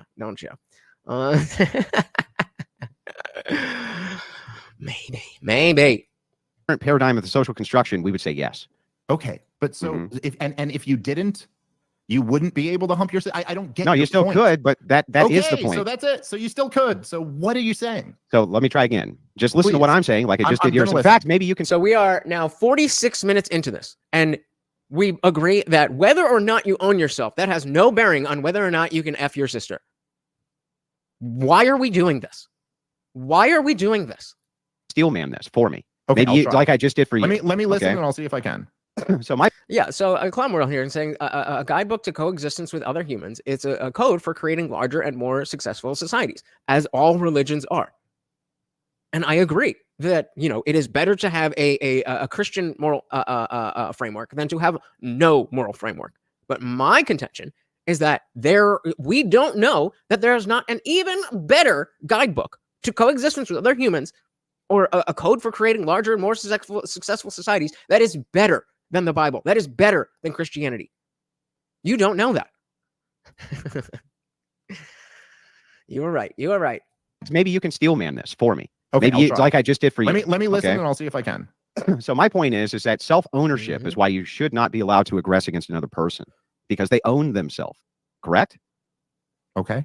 Is that correct? Isn't that the basis of the NAP? You own you, I own me. That's why we cannot aggress against each other, correct? Yeah, sure. Okay, got it. And yet here we're both talking about using state authority to aggress against people who own themselves, who aren't actually doing anything you can justify as being wrong outside of Christian ethics. And so the thing is that seems to dispel the NAP. Now, can you steel man that back to me? Okay, I know. So you're saying that he's saying that unless you have God, it's just what you like. If we own ourselves, and everybody and an act of aggression would be violating someone else's self-ownership, then it wouldn't be an projection. I'm not the one telling people who to sleep with. Oops. Active aggression to what? Kill yourself, incest amongst adults, things like this. Right. Okay. So I'm So, still so if that's true, and the only moral oughts that we have for why you shouldn't do this is through Christianity. No, I which didn't is say no. By the way, I didn't say Christianity, but you said that. But okay, fine. God, whatever the justified axiom is for God, for divine command. Okay. There is no justified axiom for God. That's begging the question. If that's the only way that we can justify that this is immoral, We can't. then the idea that you owning yourself and two consenting adults owning themselves in anarcho-capitalist land can't be true, because you are willing to use and violate their self-ownership with aggression because you think they're doing something morally wrong, but you can't justify what they're doing that's morally wrong. No, okay. So again, this is back what I was trying to say before, that I think there's these two things that need to be separated. So there's the moral application of the initiation of violence, and then there's morality. And they're not exactly the same thing. And so if my neighbor, let's just say, my neighbor is not being a good husband and being a good father. Okay, so like let's say he's just very cold with his children and like doesn't pay the bills on time and doesn't work and is lazy and does all types of things that I judge to be morally wrong. Like I think he should be a better father and a better husband. So real quick, the no true Scotsman is an argumentative fallacy that's saying, if you don't live like this, then you're not a real Christian. So who was saying this? Abe Knox was saying that because you think, we think that he is not as into his, or he's not as connected to God as he claims to be, then Abe Knox is saying that you're committing a fallacy. But the reason it's not a fallacy is nobody said he's not a real Christian. Nobody said he's not a true Christian. The point was that he thinks he's this close to God, when really he's only this close to God. That was Taylor's point that I initially agreed with. Judged to be morally wrong. Like I think he should be a better father and a better husband. But if I go over there and beat him over the head with a club to make him be a better husband and father, it's not as simple an equation as was he morally right or wrong. The question is it morally justified for me to enact this force against him in order to make, like, is that more moral or immoral than his initial sin?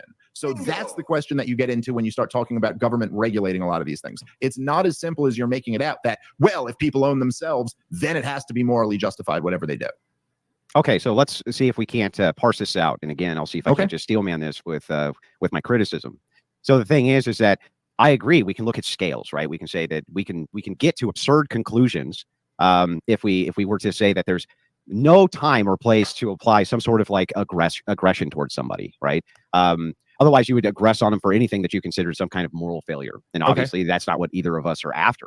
Sure. What I'm saying is that if we take it to its logical conclusion, libertarianism, which is what I said in my opening, as a consequence of itself, has to actually lead to degeneracy. And the reason is because if the idea here is that I own me and you own you, and if we consent to the two things we do together and it hurts nobody else, therefore not violating the non-aggression principle, which is the foundation for which this thing revolves, then how can you make ever a claim against homosexuals getting married or against incest or against any of these things? How can you possibly make that claim?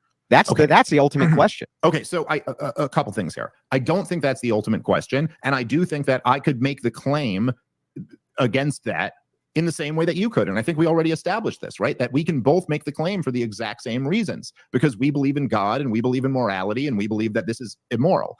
We don't even need that, though, because when the Bible was written, the morals that were in the Bible, we didn't have the scientific understanding of the universe that we do have now. So the fact that, you can have a fucked up baby if you fuck your sister, that is something that we know. And that is a rational reason not to allow that. And so then if you, it's not something we want proliferating in society. So even if she's had a hysterectomy, it's still taboo. And we don't need a God to tell us that. This is the part that frustrates me with Christians, is that, like, you see so many people are, you see that so many people are trying to base this in their faith, but so many people who don't have their faith already follow that. So even if you want to say that the secular morals that we have come from religion, fine. But that has nothing to do with needing to believe in God today. that has nothing to do with needing to believe in and certainly not a specific God. Exact same reasons, because we believe in God and we believe in morality and we believe that this is immoral. So we both have the exact same ability to make the claim. But if we're talking about what your more, I think, broader point that you made there, that libertarianism leads to immorality, I think is completely wrong. And I think this is like kind of the most important fundamental miscalculation that a lot of people on the right who reject libertarianism make. The idea that, well, freedom and liberty is really what leads to degeneracy, and that's just not true. Facts. And yeah, so I to be fair to Andrew, I don't think he's necessarily conflating the two. I think he's saying that they both have the same end goal, or the same, not end goal, the same effects. I think, but trying to be fair. Liberty is really what leads to degeneracy, and that's just not true. And in fact, empirically and logically, we can look at the situation, particularly the situation of the United States of America, and go, look, as the government has grown bigger and bigger, you've seen degeneracy get more and more out of control. And I understand why there is a movement against degeneracy. I understand we live in a moment right now where I think our society is essentially disintegrating. It's almost like we need a secular moral structure that, you know, for those of us who can't believe in God because we've already tried and we're born into the church and we're baptized and confirmed in the church, but did enough reading that now we see that it doesn't fucking make any sense. Maybe instead of letting all of those people just be like, well, we don't need any morals because everybody on both sides of the aisle is saying Christianity or nothing. So let's just be degenerates. It's almost like that's my entire message. Degeneracy. I understand we live in a moment right now where I think our society is essentially disintegrating. And I think that that's one of the things that, Andrew, you kind of are, I don't know, prominent for pointing out. The disintegration of values and norms all throughout. But the reason I believe that those values and he wants lots of government, but only enforcing what he personally believes. Norms are being eroded is because of libertarians and social leftist elites who often will move towards this principle of non-aggression. They just do it in two different ways. The way one, which libertarian does it, is by saying, if I'm not violating you and your non-aggression principle in some way, then you really have no claim to tell me to do anything, and everything is affirmed through private property. Fair. So this is where he's going to separate how the being a liberal is different, but does the same thing. That's what we need to hear. The leftist just affirms it the opposite direction, says there's no such thing as private property, but they apply the same principle of, if I'm not hurting anybody, then what's the problem? Yeah. So he's not conflating. He's just saying they both have this issue. And so as we dive into what is the non-aggression principle, the non-aggression principle is the principle that if you are not aggressing against somebody else and you own yourself, they cannot aggress against you. So via consent, you cannot utilize the state, Dave, to have them go and break up an incest family who is all consenting with each other and having orgies nightly. You can't do it. I understand that's your perspective on this, but that has nothing to do with what I'm getting into. So actually what the non-aggression principle implies is that at best, government ought to be severely restricted, and at worst, government ought to not exist at all. Now, as we've had the rise in government, and I mean, look, in the United States of America, just in the last 20 years, in the last 20 plus years, which we could go back a lot further than that, you've had a tremendous growth in the size of government. And what happens as the government gets bigger and bigger is that all of the things that Christians and traditionalists tend to value get undermined. And so this institution of the government that is inherently based on violating the non-aggression principle does its absolute best to replace, take over, and monopolize all of the areas where traditionally family and community had domain. Right. And yeah, so but why would that be problematic if the non-aggression principle logically should be ignored for these moral oughts? That's that is the question. Well, hold on. That's a second. This is what happens when you're only listening to respond. He's only listening. How am I wrong with that? How am I wrong with that? How am I wrong with that? How am I wrong with that? Like, bro, relax.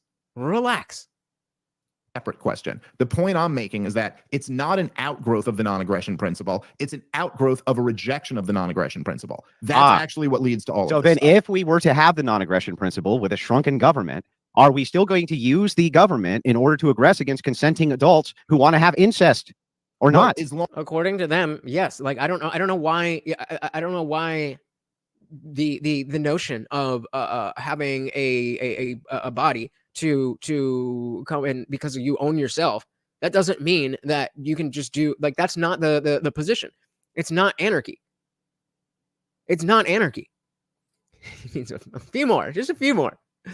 M169 said, I can't agree with Andrew simply because power shifts. I will not acquiesce to the state, a power that I don't wish to be used against me. It is for this reason that I don't want religion in schools. And this is the only reasonable position on this. And this is, I think, correct me if I'm wrong, Taylor, but this is kind of what you were, seems to be what you were addressing when you said he's not as close to God, because it's just that he wants to force everybody to live like a Christian. Exactly. Well said. Use the government in order to aggress against consenting adults who want to have incest or not. As long as a government exists, it will be used to aggress against non-consenting adults. And great. So, yes, then I don't know. Yes. Listen, Andrew, you're trying to obsess over this incest argument. Okay, laws foundational. Laws against incest. I'll grant you that. Sure, fine. Wow. What a concession from Dave. I mean, he's gonna have to change the name of his podcast now. He conceded that he's not against laws against incest. Wow, Andrew. I mean, wow. Snaps. Laws foundational. Laws against incest. Foundational. I'll grant you that. Sure, fine. Can we move on to any other topic now? Yeah, but we move on to talking about the state of the country as it actually exists. Yeah, but this is the state of the country as it actually exists. Well, I don't think it is, bro. It's pretty funny because we live under the most powerful centralized government in the history of the world. The biggest organization in the history of the world is the United States of America's federal government in Washington, D.C., spending over $6 trillion a year, employing millions of people with the capability of overthrowing regimes all around the world. And instead, the argument we're getting here is, but if there was no government, who would stop an adult brother and sister from fucking? Yep. That is a great summary of what we've just seen. Shout out to Gravit Heist said, you can have faith in morality, but not God. You can't define God. You can make up a definition and pretend it exists, but this is why I say that God is very bad at being a word. The purpose of a word, the purpose of language, is to take the thoughts that are in my head, the thoughts and ideas in my head, and put them into your head. So, like, if I say a smartphone, then that word is going to trigger thoughts in your head. Depending on whether you have an Android or iPhone, it'll probably be a little different. But you are imagining one of these things. When you say God, that doesn't work. That doesn't work. It's a signal that you're talking about something, but it's not well defined enough for you all to say, yes, we all believe in the same thing. And I've said this before, but if you think that I'm wrong about that, then next Sunday when you go to church, because of course you go to church every Sunday. Oh, it's tomorrow, right? So tomorrow when you walk into church, think to yourself, okay, what is God? If I had to articulate, what is God? Think about that answer and keep it in your head. Then when you sit down in the pews, you turn to the person to your left and say, what is God? You are guaranteed to get a different answer. Not only that, but turn to your right and ask the question again. And yet still, you will get another answer. God is bad at being a word. But if there was no government, who would stop an adult brother and sister from fucking? That's kind of goofy, man. It doesn't really have anything to do with. I just want to let you know that saying through. It's kind of goofy isn't an argument. You just said if we scale the government down to its umpteenth point of scale down, as long as there was still a government, you would want them to enforce action via violating the non-aggression principle for your preference. So if there was... No, that's not what I said. Well, it's an entailment. If the government's really, really, really big and enforce it right now, and then you say, but if it was really, really small, we would still enforce that because you want to have those laws, then regardless of the size of government, the degeneracy is still going to exist, right? And it's still going to need to be enforced against regardless of the size of the government. I'm sorry, can you rephrase the question? What is it exactly you're asking me? Yeah, we just don't get it. We're just too stupid that you said all those words and we don't understand. But that's because we're stupid, not because you're bad at speaking. I'm asking you, if we reach anarcho utopia. We scale the government I'm down not for a utopia, but okay, so but whatever. if we reach anarcho, whatever you want, as the ultimate, right? The government is now scaled down to the point where it's essentially gone, right? Mhm. Would you still want enforcement against this kind of thing? And how could you have enforcement against it without a government? What Context here saying with libertarianism, yes, things like incest could be legal. However, if people don't follow some of the social norms that have been set up for centuries, most likely their ideas and their lineage will die off with their stupid decisions. Maybe you don't go to jail for incest with your sister, but there most likely wouldn't be a lineage to carry on your dumbass idea. Bingo. Well said. Well said. But no, you just don't understand. You just don't understand, Guam Tech. You don't understand. This is fundamental. This is fundamental. You just don't get it, bro. Poon Cooter said, how safe is an investment in something that transcends one's very own comprehension? Yeah, I would agree. I'm going to call you Airbnb because that's what it looks like to my American eyes. Airbnb, he said, man made God in his image. God made man in his image. Yes, it's totally fair. Fair enough. Gravit Heist says, we know what the difference between good and evil and good and bad and true and false. Yeah, I agree. The Eerie Fairy Tales says, I think you have a right to make your own choices, but not a right to choose the consequences. Yeah, I would agree with that. Definitely. Mr. So many people across time and culture describe God with the word creator. Okay, so you tell me if that happens to you tomorrow when you go to church.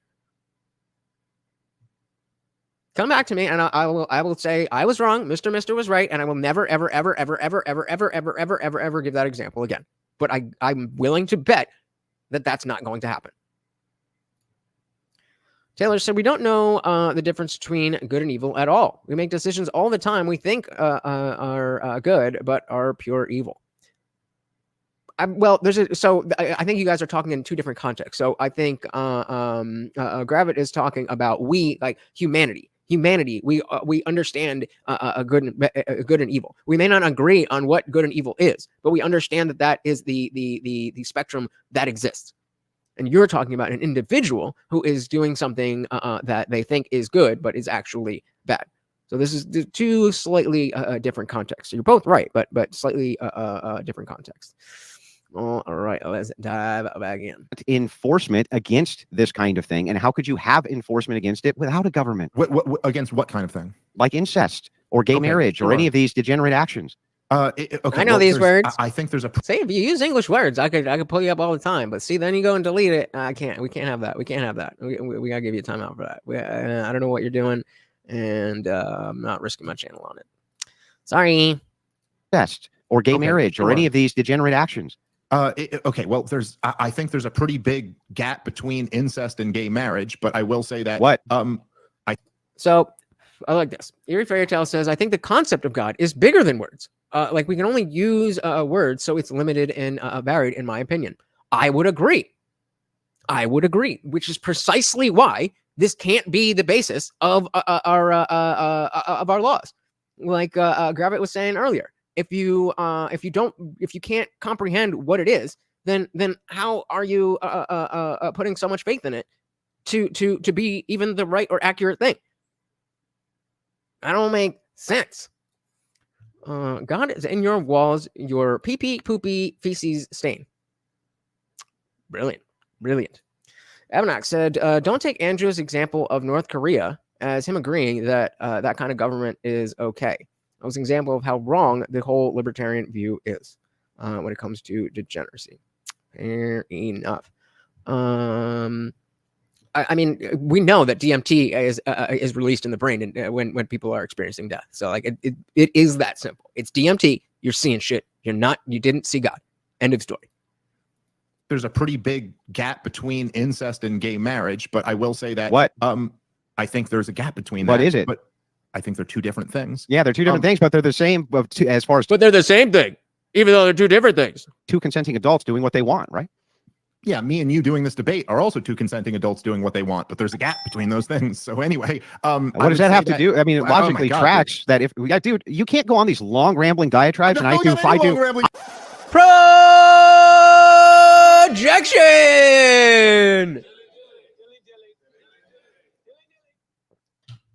So Dave's the one that's going on these long rants. Okay. I mean, it Oh my logically God, tracks that if dude, you can't go on these long rambling diatribes, and I'm I not do going on any long rambling diatribe. I'm 4 trying to seconds. answer- I do 4 asked you- seconds, and you go berserk. Just calm down. Dude. Let me ask the actual question. Dude, come on, man. I asked you to clarify your question, and then And I I'm was trying to answer. clarify it so ahead, that you man. understand it. But don't So what- act like I'm going on these long rants and you're not talking. I mean, well, come you on, feel- Yeah, I was just gonna say this is, I was just thinking about your other thing talking about the moderator, but this is why I would want a moderator, because number one, I will get triggered by you being an asshole.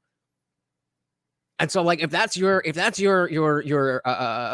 tactic, then like, okay, well, I don't even care. From one again, when last night when we were seeing it, he did seem to get more involved and be like, okay, I think Andrew's saying this and Dave's saying this, so why don't we go on that? But yeah, here, I mean, exactly. What is the point? I mean, shout out to Rob. No shade, but I mean, I don't think this is the way that you should moderate. clarify it so ahead, that you man. understand it.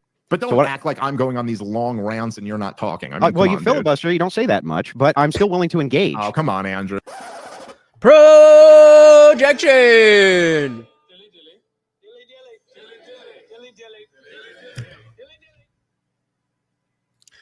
Funkmaster General said militias would dictate what's right and wrong in a libertarian world. That's inevitable. Yeah, I don't think that's wrong at all. But I think that because there is a natural desire towards order in most people, the ones that the militias that are like more banding rogues, then I think that would be rejected by most of the other people.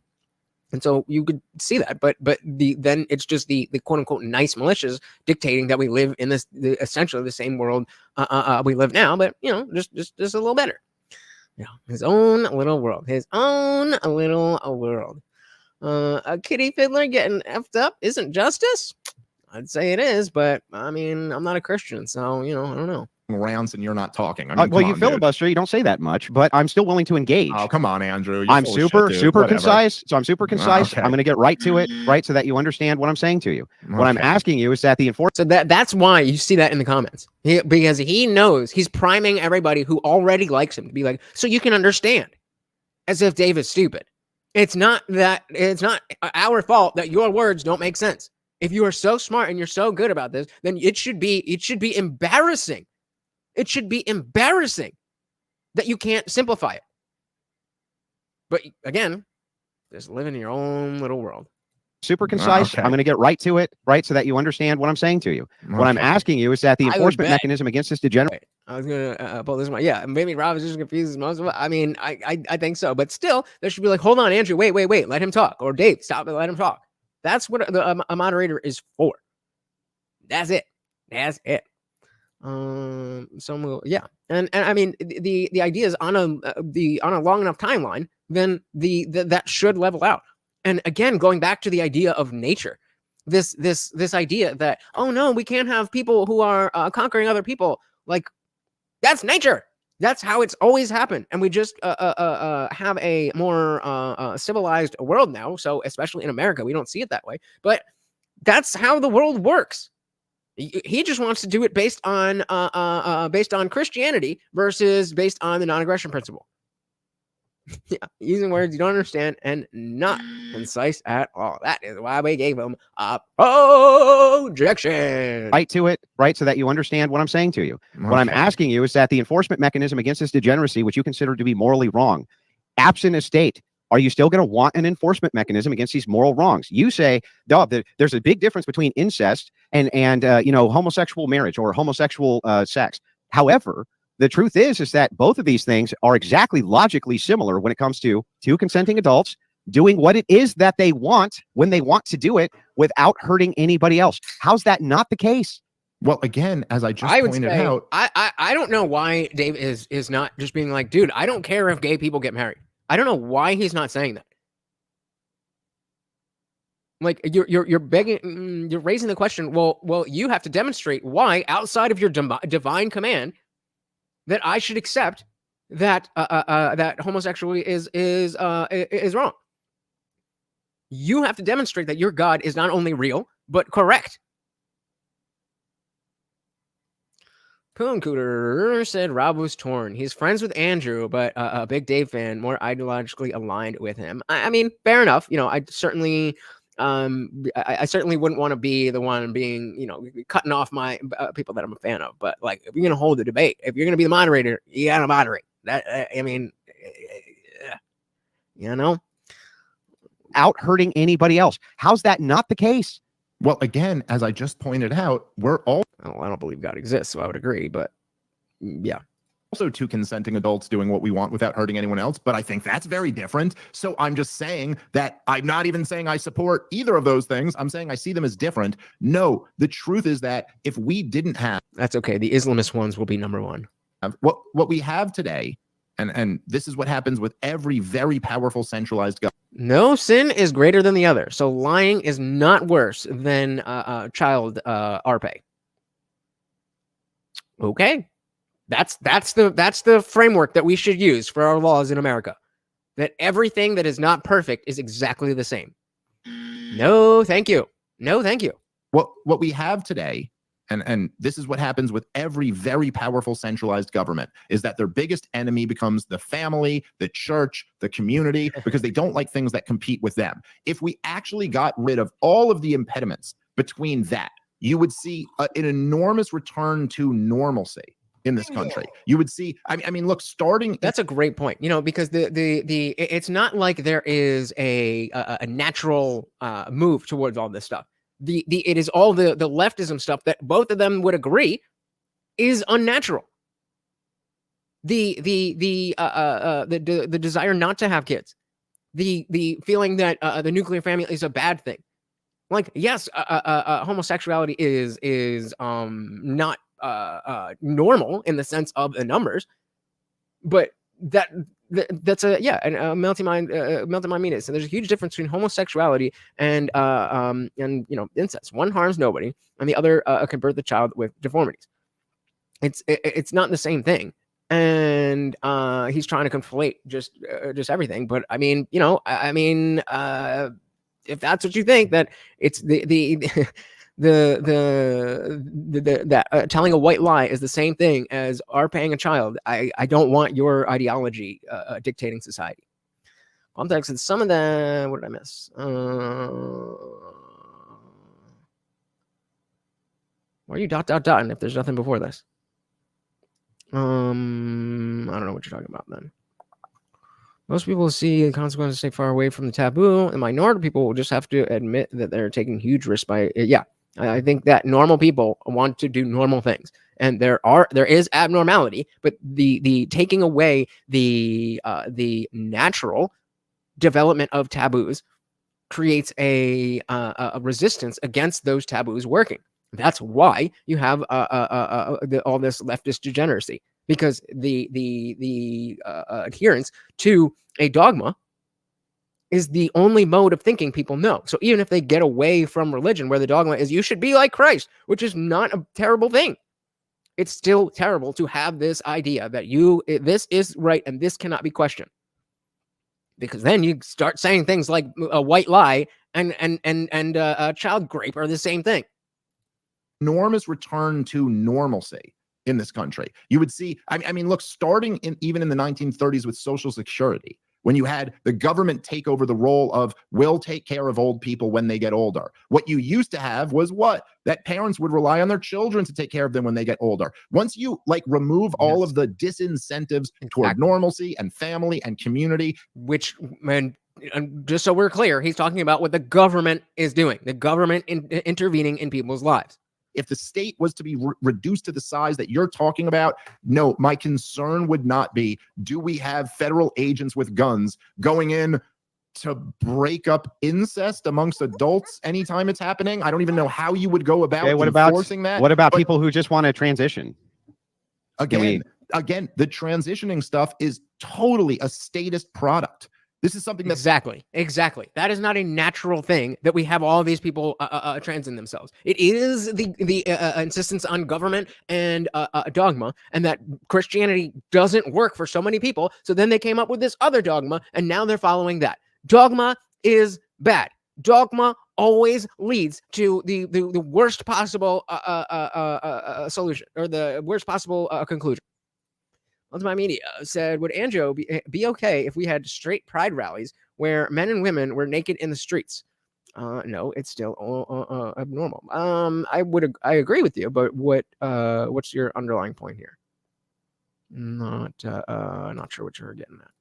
Again, the transitioning stuff is totally a status product. This is something that's come out of the universities that are essentially government programs that has been perpetuated by the corporate media and I'm not disputing any of that. Should they be allowed? Right, but what I agree with you, Mr. That we balance is needed, and we're moving further and further away. But this is not because of a lack of Christianity. This is because of an addition of the statist propaganda. And maybe you could say, again, maybe you could say that a Christian nationalist country would not have as much degeneracy, but it also would have zero liberty. And so if that's what you care about, then fine. But this is why this is not a reasonable argument, because many people care more about the liberty to have the freedom of religion and to be able to practice your religion versus having your religion forced onto everybody else. And then, as we were talking about before, how many people don't actually follow the book that they claim to follow? And then it's like, wait. I didn't know that I'm a Christian. I thought I would be allowed to do whatever. Nah, bro. This word Christian, again, is not a good word. It's not a good word. And I mean, again, it's not good at being a word. Well, what do you mean when you're a Christian? It should mean, I believe in the Bible and the Trinity, and I believe that Jesus was the Son of God and was sacrificed for our sins. But it doesn't to many people. Melty said he thinks gay people are bad because it's open and out in the public with pride rallies where people are doing immoral things in public. Yeah, that's a good point. He only became a God-fearing man in the last 2 years, and I believe that is the reason. I mean, I'm not going to put words in his mouth, but it's a good guess. It is a good guess. So again, Amnox, you're talking about marriage was not made for anyone and everyone, according to your God. You are still begging the question, is your God real? Is your God right? You first have to demonstrate that your God is real and your God is right before you can appeal to that authority. This is a appeal to a false authority. For all you know, God is just a feeling that you have. Oh, now we're making the same exact argument that Andrew's making against Dave. Oh, it's just your feeling. I feel like there's a God, and I feel like God is telling me to do this, so therefore I do it. Fine, you can live like that, but don't say that other people doing exactly the same thing is any worse if it doesn't have worse outcomes. Pooncooter said if Andrew had urgency in winning his side of the culture war, it would be advantageous to make his messages as layman and dummy friendly as possible. However, that urgency is non-existent as his God. There's another one coming. But yeah, I mean, this is again why I agree with Taylor saying that I don't think he's as close to God as he thinks, because he's just not acting very, very Christ-like. Programs that has been perpetuated by the corporate media and I'm not disputing any of that. Should they be allowed to do it though? No. Well, that's no. No. Okay. Hold on. Let me wait. I missed that. Sorry. Programs that has been perpetuated by the corporate media and I'm not disputing any of that. Should they be allowed to do it though? No. Well, that's no. No. Okay. Hold on. Let me say this to be clear. Children, absolutely not. You should not be allowed to do that. Adults. Yes. If you are an adult, then get the fuck out of my face telling me that I can't modify my body any way that I want and a doctor is willing to. Do we have an issue with what doctors are willing to do and what people want to do with their bodies? Absolutely. But that is not a government issue, or at least the way that they're talking about. The solution is not, make the government say that they can't do it. That's certainly part of the issue, but not based on Christianity, based on the well-being of children. And again, you don't need to be a Christian to not want children to make decisions that will lead them to be unhappy in their lives. I mean, it said there's marriage, aka life partners in nature, or not human lifestyles like swans who will never find another mate and stay with each other for life. But only if they believe in God, right? Absolutely not. You should not be allowed to do that. Adults, a doctor should lose their license if they were ever to perform a surgery. But it's voluntary. That's the issue. That's the issue. Going after the doctors who are willing to do these things, not the state saying you should not allow this to occur based on religious principles. Do I agree that these especially on children, that you shouldn't be allowed to do the surgeries? Yes. But what I think is more important than that is the desire from the culture for doctors not to do that. Because again, I apologize, I forget who said it, but it doesn't matter what the law is if nobody has faith in the law, and they will do it anyway. Politics is downstream from culture. A doctor should lose their license if they were ever to perform a surgery. But it's voluntary. Sure. And they consented. But a license could also be voluntary, and a medical board could also be voluntary. So what does that mean? I'm still totally fine with any adult that wants to trans themselves. I don't think they should be in schools. I don't think, but like, if you want to do that, live your life the way that you want to live. I don't know why Dave is not, saying that. I would assume that as a libertarian and anarcho-capitalist, that he doesn't care if an adult wants to chop off their dick. Maybe I'm wrong, but I genuinely do not care. If you want to fuck your life up, go ahead and do it. It consented. But a license could also be voluntary, and a medical board could also be voluntary. So what does that mean? Well, so that's interesting that you bring that up, considering that the AMA was just a large corporate entity that was not government regulated.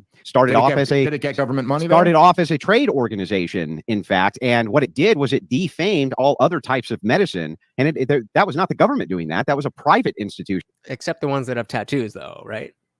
Which was doing that for the purpose, Carnegie. Another private institution, Carnegie. The thing is that private institutions are just as susceptible to this type of overreach as the government is. Well, now, hang on, let me finish. My turn. Sure. Go ahead. So as we dive into this, though, these medical licenses, why would you even need to have a medical license in an anarcho-capitalist system? You wouldn't even need to have one. And the voluntarism then of this man who wants to go in and have this elective surgery done, why would that be a problem? There's no medical licenses, Dave. It's anarcho-capitalism, baby. Okay. This is why I'm. Does my sound weird? Test. I don't know. Anyway, this is why I don't. I'm not that. I don't consider myself a capital L libertarian. That's why I don't necessarily subscribe to anarchy or to any of that shit, because I think that I think Andrew's right here. I think under anarcho-capitalism, why would you even need a medical license? It should be that, if you are doing surgery and you fuck somebody's life up, then everybody knows that you don't go to this guy because he fucks everybody's life up. That seems to be the anarcho-capitalistic position. And I think under that ideology, that works. But I'm confused as to why Dave's not owning it. There's no medical licenses, Dave. It's anarcho-capitalism, baby.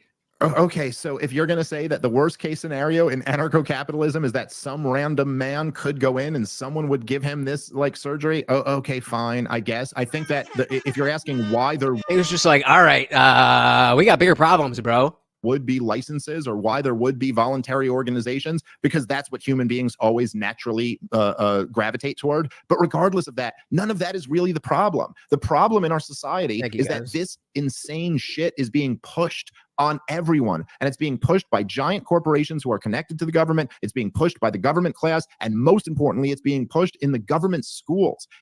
One of the things, and also being pushed by private institutions and think tanks who go to lobbyists and influence the government. Let me finish. Let's let Dave finish. Yeah. All right. Okay. There we go. All right. Rob's coming alive. Shout out to Rob. One of the things that I would say to people listening to this, because I hope you guys will kind of try to internalize this a little bit. Look, this whole shit all of this insane degeneracy is being pushed by the most powerful people in this country. And it's not as if this just organically arose out of nowhere. And I hope you guys would at least consider the possibility that, look, the government always, by its nature, moves into the areas that were traditionally left for family and community and churches. And even something like educating the kids. This is one of the biggest problems that we have, that the government is in control of it.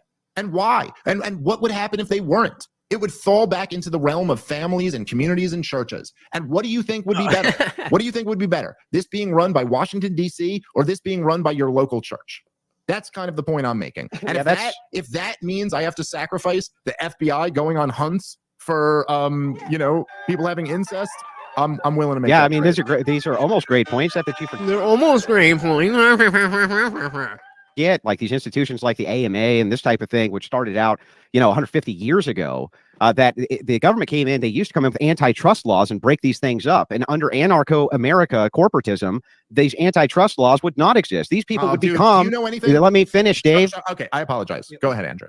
Okay, so anyway, over and over again, we see what happens when corporations also gain a huge leverage on power when it comes to no check on them from any government entity. This was, in fact, the entire point of Franco's Spain and why Mussolini came up with the idea of fascism to begin with, which was that the state needed to stop large trade organizations from swallowing up small trade organizations. That was the point.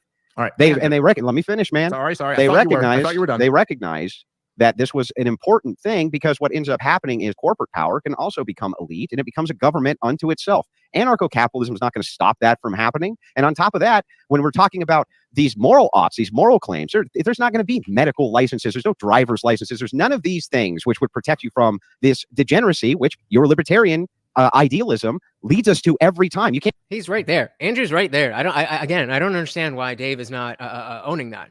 I'm not sure. Shout out to the Funk Master General taking that sponsorship spot back. Morty, come on up here and get your treat with the 5 gifted memberships. Come on.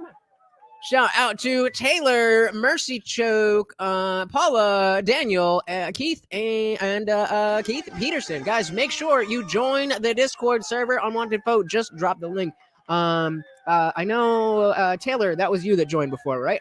So I am going to make you a disciple right now, which gives you the full access to the server. And if you want to go in right now, Harley and Melton My Media are watching this from the voice channel, and you can talk all the shit about me that you want. Shout out again to the Funk Master General. Very, very, very much appreciated. Thank you, sir. Claims. There's not going to be medical licenses. There's no driver's licenses. There's none of these things which would protect you from this degeneracy, which your libertarian idealism leads us to every time. You can't even tell us why any of these things are wrong to do, Dave. I already told you, and I have the exact same answer for what you have for why they're wrong. But listen, let me ask Divine you this. command.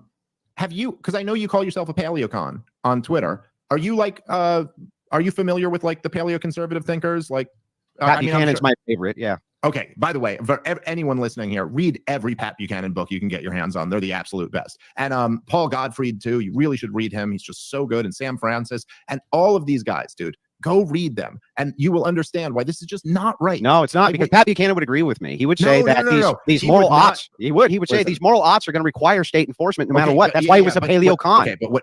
I am everywhere. I am everywhere. Pat Buchanan would not agree with you on is this idea that if there wasn't the government regulating these things, there'd be no reason for anyone to have licenses or something like that. That's just not true, dude. And who would license them? Listen, all of these guys, Pat Buchanan, Paul Gottfried, all of these guys, Sam Francis, they all said that a huge part of their program was a drastic cut in the size and scope of government. Because they didn't like the military-industrial complex. No. Not just that. Yes, Andrew, believe me, I know this stuff, so I'm not wrong about this. Yes, they wanted a cut in the military-industrial complex, but not just that. They wanted to destroy the managerial state. That was their entire plan. Paul Gottfried said, and this was his view, which I thought was a perfect way to say it, which I think you should really consider, that he goes, I am strategically. Oh, we got a hungry dance. Morty is doing the hungry dance. A radical libertarian. And he was very clear that he's not a libertarian because he believes in rights in the same sense that I do. Like he was saying, I don't believe in your right to live any degenerate lifestyle that you want to, but I'm strategically a radical libertarian because he recognized that the only way that you could ever return to normalcy, culturally speaking, was to get DC out of the mix. That the centralized federal government cannot be this in control of the way children are raised, the way people are educated, the way people get healthcare and education and housing, without it totally perverting the natural State order. and local governments are just as susceptible to these things, Dave. From I think that was Dave's argument. Lobbying and everything else, and you can't No, stop. you're not. You can't stop lobbying, and you can't stop people who have the will of saying, "I own myself," from demanding that they be able to be represented, from demanding that they be able to have lobbying, from demanding that they own themselves. They're consenting. That has nothing to do with self-ownership, but okay. But it clearly does, Dave. Listen, I would highly recommend, instead of you just trying to win this point against me, go read what Paul Gottfried and Pat Buchanan had to say about this. Because why? I don't understand. Why can't you make their argument, Dave? No. I can make their argument. Make it. I'm saying, Andrew, you're already in the mode of not trying to hear a point I have to say. I've heard everything you said, fire bro. back. Oh my God. Fire back immediately to get the win. Yeah, I'm listening to respond versus listening to understand. It's almost like people can tell. Shout out to Miley Cyrus's butthole. We got a chat from Miley Cyrus's butthole. Guess what link I'm not going to click on? But welcome to the party. I hope you enjoy the show. A point I have to say. I've heard everything you said, bro. Fire back immediately to get the win. Yeah, I don't agree with you, so I'm arguing with you. That's how that works. I'm saying, right. Okay, I'm saying that these guys who you call yourself a paleoconservative, the people who were the leading thinkers of paleoconservatism, made these points really well. I'm just trying to say, maybe go get it from a source where you'll actually be able to listen to it from. I'm listening to it from you right now. I'm arguing with your points because I don't agree with your points. Okay. And when we get to these ought claims of what we ought to do, it seems like you're talking out of both sides of your mouth. You're like, oh, I think doctors should have their medical licenses revoked for doing this bad thing. But if we're really looking at what self-ownership would be in anarcho-capitalist land, it wouldn't be these licenses to begin with. I don't really understand why it is. There would be plenty of licenses. From who? Who would they be issued by? Organizations, the same as they are now. What do you mean? So the organization which issued the license would have some sort of authority and would be able to use force, right? No, not necessarily, but they would be able to use their own version of, like, someone could be banned from their organization. Are you actually making the kind of like Bastiat, like? Yeah, make sure you guys are on live chat. If it says top chat at the top, and you missing stuff. Thing where you can't separate government from society and that there can't be anything other than like there. I mean, look, obviously, all of the government involvement aside, Bob the Builder, bro. But we all know that we were told a couple things not to say before we got on this show, right? Because of the YouTube government. There's lots of different. Yeah, why would you have a problem with YouTube? That's a private organization doing what it wants, Dave. Right. That's the point.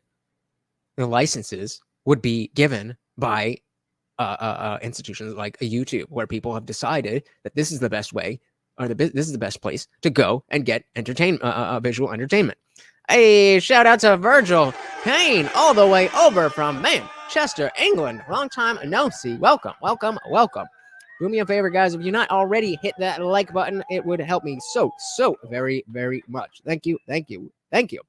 Pooncooter said there's chatter of a possible Michael Malice Andrew Wilson debate. Do you think he would fare better than Dave? Yes, 100%, because Dave is here and trying to have a good faith conversation, and he's not as snarky, and I mean, like, he can handle himself. But Michael Malice is a snarky and quick dude.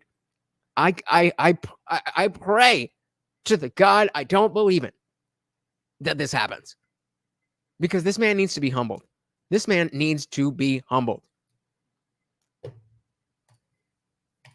Yep. Let's see it again. Other than, like, there, I mean, look, obviously, all of the government involvement aside, but we all know that we were told a couple things not to say before we got on this show, right? Because of the YouTube government. There's lots of different. Yeah, why would you have a problem with YouTube? That's a private organization doing what it wants, Dave.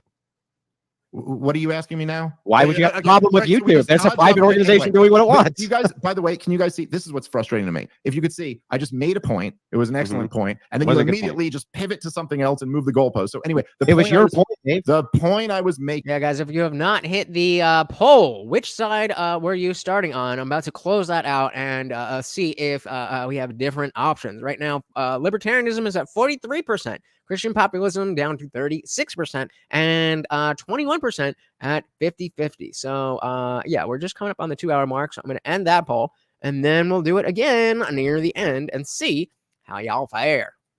Immediately just pivot to something else and move the goalpost. So anyway, It was your point, Dave. The point I was making was that there can be private organizations that can have their standards also. And then you pivoted to saying, do I support YouTube and what they do? In what context? What do you mean?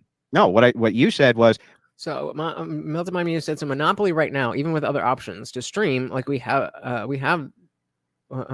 this is still the best place to grow a community, but it's not a monopoly. That's the whole point. Is that the fact that Rumble and Kick and Instagram and all and X Spaces are a thing that it's not a monopoly. They're just the industry leaders. iPhone is not a monopoly because other people have Androids. Just because the most people have one, or patronize one company doesn't make them a monopoly. It's the lack of competition that makes you a monopoly. Do I support YouTube and what they do? In what context? What do you mean? no, what you said was we had some TOS or things That was a direct question. which would be TOS that we couldn't talk about on this private platform, but you must support private platforms existing because you're an anarcho-capitalist. No, so I what's the must not. problem? So you don't support private platforms existing? Listen, man, do you support private restaurants existing? Sure. Okay, if they brought you, you ordered a T-bone steak and they brought it to you and it was freezing cold, would you support that because you support private restaurants existing? No. Exactly. What does that have to do with anything?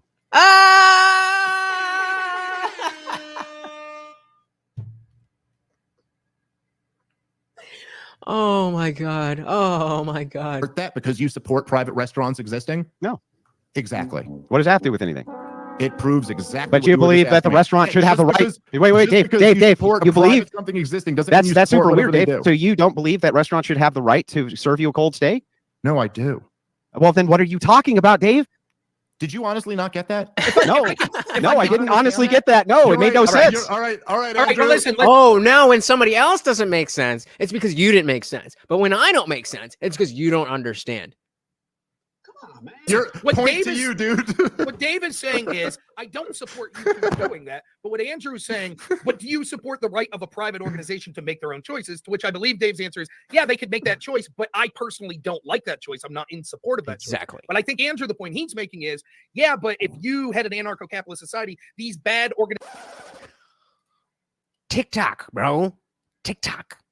organizations would exist and they would do bad things. All right, And you would sure, have to say sure, they're listen. allowed to do it. Well, okay, fine. If you want to say, oh, if we had an anarcho-capitalist Here's society, this thing in my head would happen and it could be really bad, whatever. I'm not going to sit here and even argue about that stuff. Okay, fine. I'm talking about, how about in the real world? We live under the biggest government in the history of the world, and look Mhm. what it's led to. Mhm. Let's What's it led talk to? about the world we actually live in.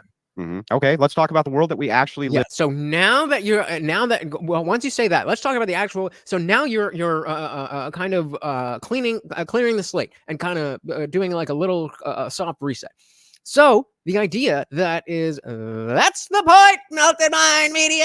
That's the point. There's a different algorithm and a different community and a different place to get the same thing that you get from YouTube. That is my point. Choice is freedom indeed. But so when you have the opportunity here to clean the slate, then you need to turn the conversation. And this whole conversation has been on Andrew's terms because he started with this "do you own yourself" thing and connecting it to incest. Now it's now is your opportunity. Now is Dave's opportunity to say, okay, how about this? And reclaim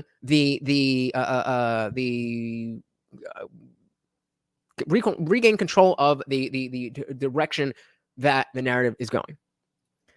I don't use TikTok. It was a choice. Well, hey, I used to be a big hater of TikTok, but I am addicted as shit. I love TikTok, and the algorithm is way better than YouTube. Led to. What's Let's it led talk to? about the world we actually live in. Okay, let's talk about the world that we actually live in. It's my belief that the why did you let him go? Why did you let him go? You need to then have a point about the real world if you're going to say that. That was a missed opportunity. The world we actually live in. Okay, let's talk about the world that we actually live in. It's my belief that the leftist paradigm, which is a libertarian paradigm of the non-aggression principle, is how leftists are able to. Oh, that was wrong, Taylor. You were right. He was conflating liberalism and libertarianism. Leftist paradigm, which is a libertarian paradigm of the non-aggression principle, is how leftists are able to control inside of this ginormous government apparatus, which they're continuously expanding. I think that they utilize victim classes like LGBTQ and others and say if they're not hurting anybody, then what's the problem? Libertarians have no way to counteract this because they can't justify why it would be a problem either. So what they end up doing is saying, well, we can't really say shit, can we? We can't really tell you that gays can't be married. We can't really tell you not to expand victim classes. We can't really tell you any of these things because ultimately you believe in the same principle that they do, which is do whatever the fuck you want as long as you're not hurting anybody, man. The good is the good, man. See, again, why don't we claim that? Be like, yes, because most people aren't dumbasses like you trying to control everything. And those that are can be, whatever the fucking argument is, but own it. I don't understand. I don't understand why he's not doing that. The same principle that they do, which is do whatever the fuck you want as long as you're not hurting anybody, man. The good is the good, man. Well, smoke the dope, man. All of this is that. And again, obviously, it's more. Dave's position is more complex than that. But if you, it's not inaccurate to essentially be like, as long as you're not hurting other people, then by and large, your actions should be legal. That's just completely ridiculous. I think that libertarianism, if you follow it to its logical conclusion, would tell you that the Civil Rights Act was not justified, would tell you that government funding all of these universities is not justified, would tell you that all of this stuff, like, I mean, it would tear down the entire thing. Wait, it would tell you slavery wasn't, or abolishing slavery wasn't justified? What? Would it tell you that abolishing slavery wasn't what does justified? That have to do with what I just said? Because that was an act of government, right? Wait, hold on. But what does that have to do with what I just Because said? when you're talking about civil rights, we're still going back to self-ownership. The civil. I say yes, but shout out to Zippy DSM Lee, one of the pillars of the community here. He's always talking about how we need to get rid of IP rights, and I don't quite understand it.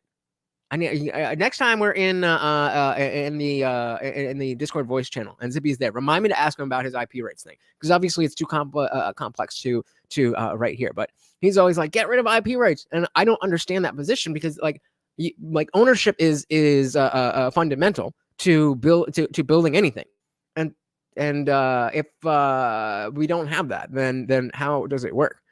What do you think, Rabbit Heist? Should copyright be a thing? Yeah, let's just smoke dope, man. It's all cool, man. Hold on, but what does that have to do with what I just Because said? when you're talking about civil rights, we're still going back to self-ownership. The Civil Rights Act has nothing to do with slavery, dude. No, but it has to do with self-ownership. And pre-Civil Rights Act, there were slaves. Does it though? Does it though? I don't think it does. I don't think it does. I don't think before civil rights anybody was saying that black people were owned by other people. Like Dave just said, that has to do with slavery. That was years under fucking however many hundreds of years below or before the civil rights. You moron. That has nothing to do with slavery, dude. No, but it has to do with self-ownership. And pre-Civil Rights Act, there were slaves, right? No. Yeah, there wasn't? When did you think the Civil Rights Act happened? The Civil Rights Act happened during the Jim Crow era. But what I'm talking about was slavery. Yeah, that's hundreds of years. Well, slavery was what? 1860 something? And the civil and Jim Crow was 1900. 60s and 70s, right? Specifically is, did they have 100 years before the Civil Rights Act? Yes. Did they have a right to self-ownership? Anyway, yes, slaves had a right to not be slaves. But anyway, the point that I'm making is that see, like that's why he thinks. Yeah, there you go. Thank you. Yeah, he thinks he made just a huge point. So slaves didn't have the right to be not slaves. Like nobody's arguing that. And then 1964. See, I got it. I off the top of my head, like that. There we go. Thank you. Yes, slaves had a right to not be slaves. But anyway, the point that I'm making is that then we have logical extensions here, then, Dave, that we have to contend with. Okay, leave Dave finish his point. All right, Andrew, whatever, dude. All right. Wait, what did he say?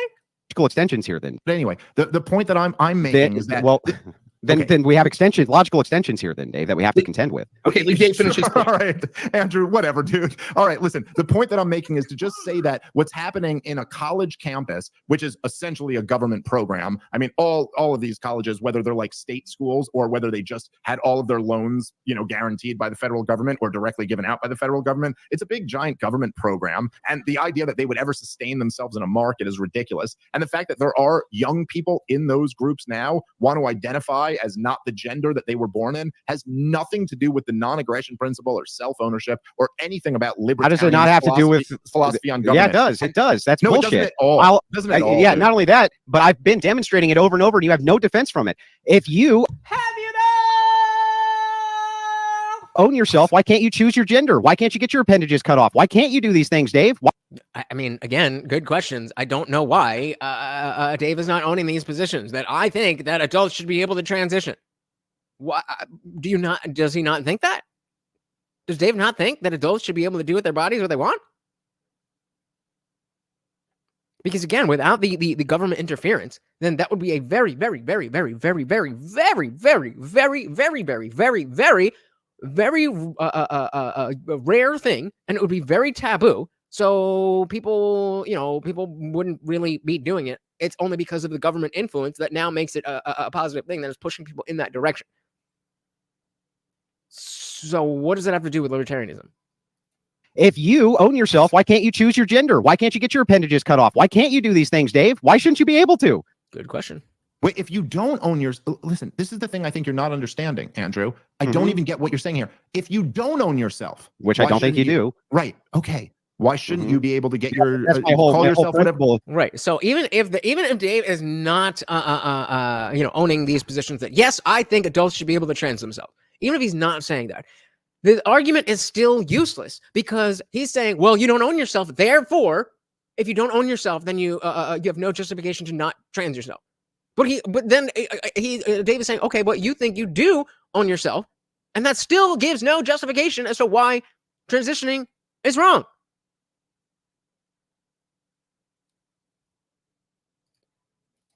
Which I don't think you do. Right. Okay. Why shouldn't you be able to get your That's my whole, call my yourself whole whatever? principle is just because there is no actual Right. self-ownership. So okay. I'm saying if That's you're a right. non sequitur, Dave. It makes no sense. Oh my God. Okay. What's a non sequitur, Andrew? The What did you sequitur just is say was a saying, non well, sequitur? if you don't own yourself, you can do those things too. It has nothing to do with whether you do or not.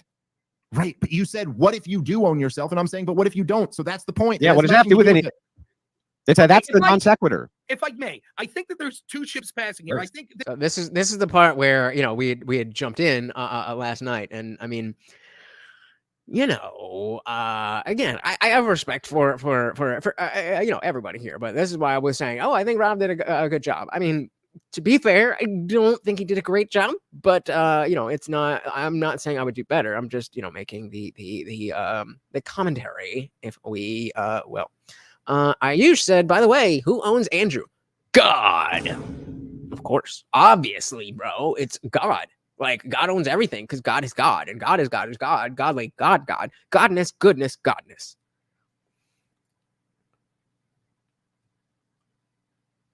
I'm missing something. Yeah, I definitely want to have this conversation. Are you in the Discord, bro? You should join the Discord. I definitely want to yeah, and you just but Discord is better than like that's a different kind of thing. Technically it's social media, but it's not like a TikTok or a Facebook or things like that.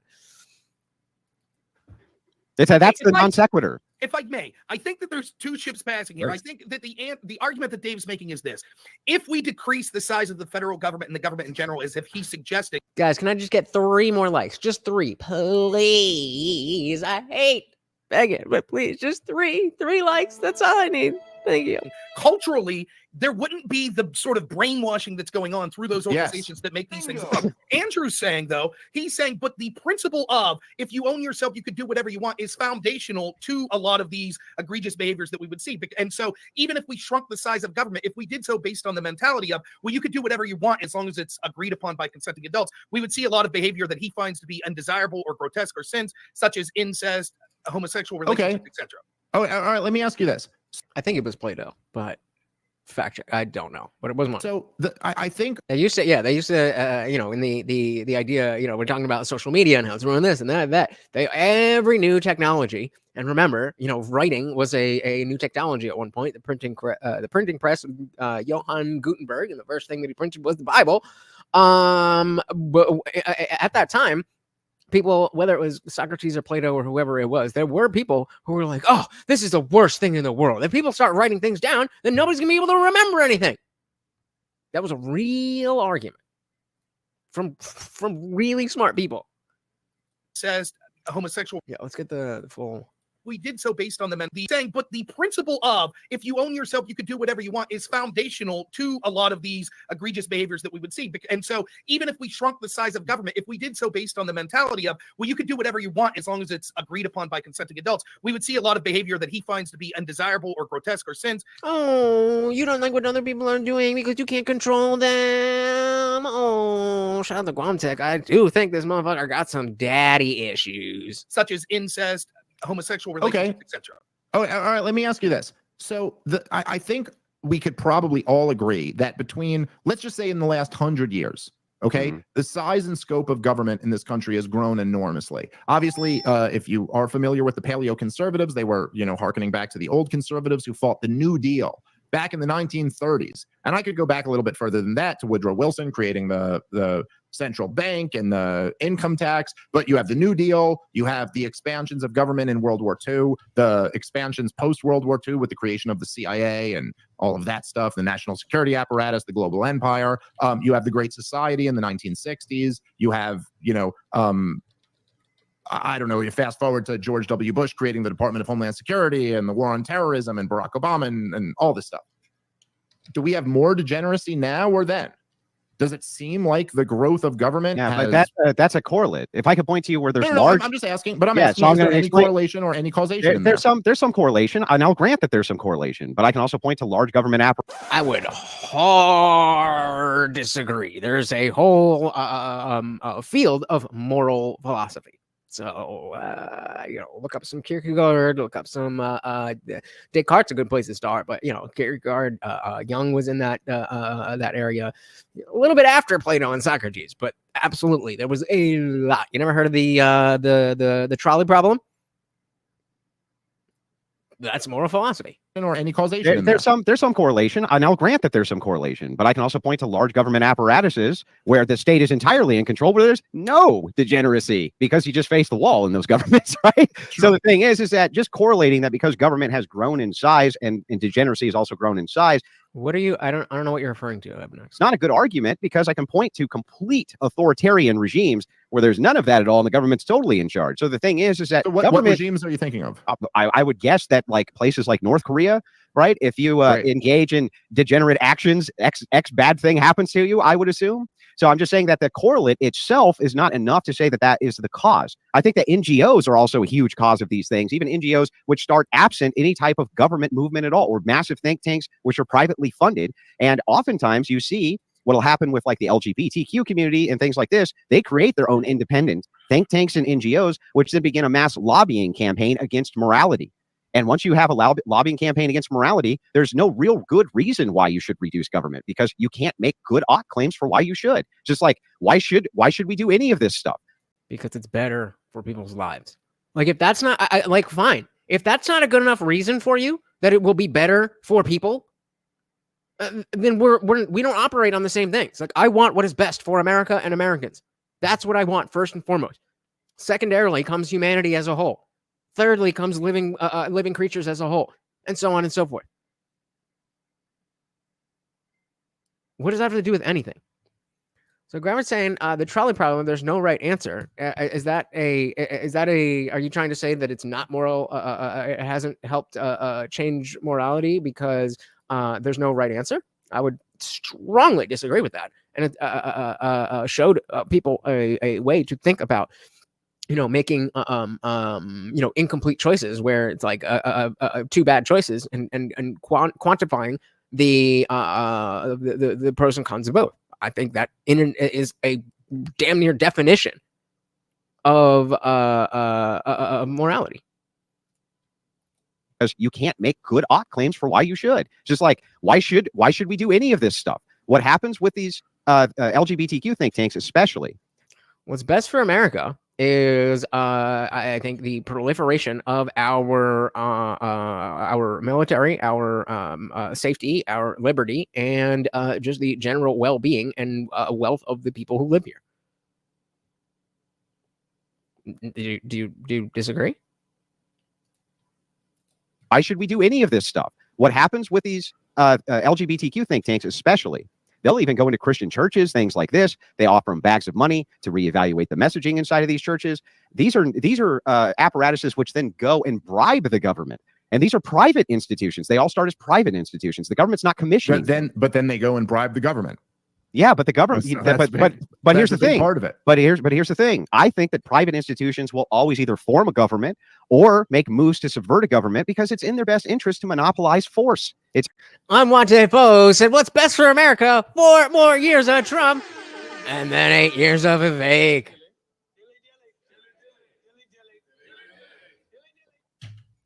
Dilly to that. Government or make moves to subvert a government because it's in their best interest to monopolize force. It's in their best interest to do it, just like it's in our best interest. Is this to me or is this to Gravitize? As Christians, to monopolize the force apparatus of the state as well. If you want to scale back aspects of the state, fuck, great. I want to scale back aspects of the state too. Well, but that really ultimately has so nothing to do. What aspects do you want to scale back? Oh, I'd like to scale back, especially social spending when it comes to social safety nets. I'd like to scale back a lot. Why would that? All right. I was gonna. I don't know. Okay. All right. I'm just curious. I don't mean to interrupt you, but so why do you want to scale back social aspects of the state?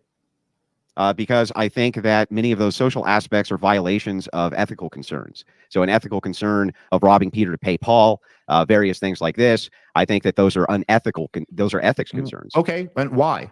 Why is that unethical?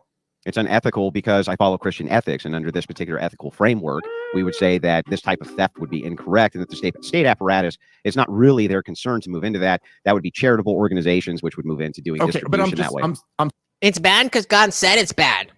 So curious about this, so I just have to ask because you kind of like grilled me before about what my ethics are. So what is it? So we share the same ethics. So sure, I don't know what your argument is.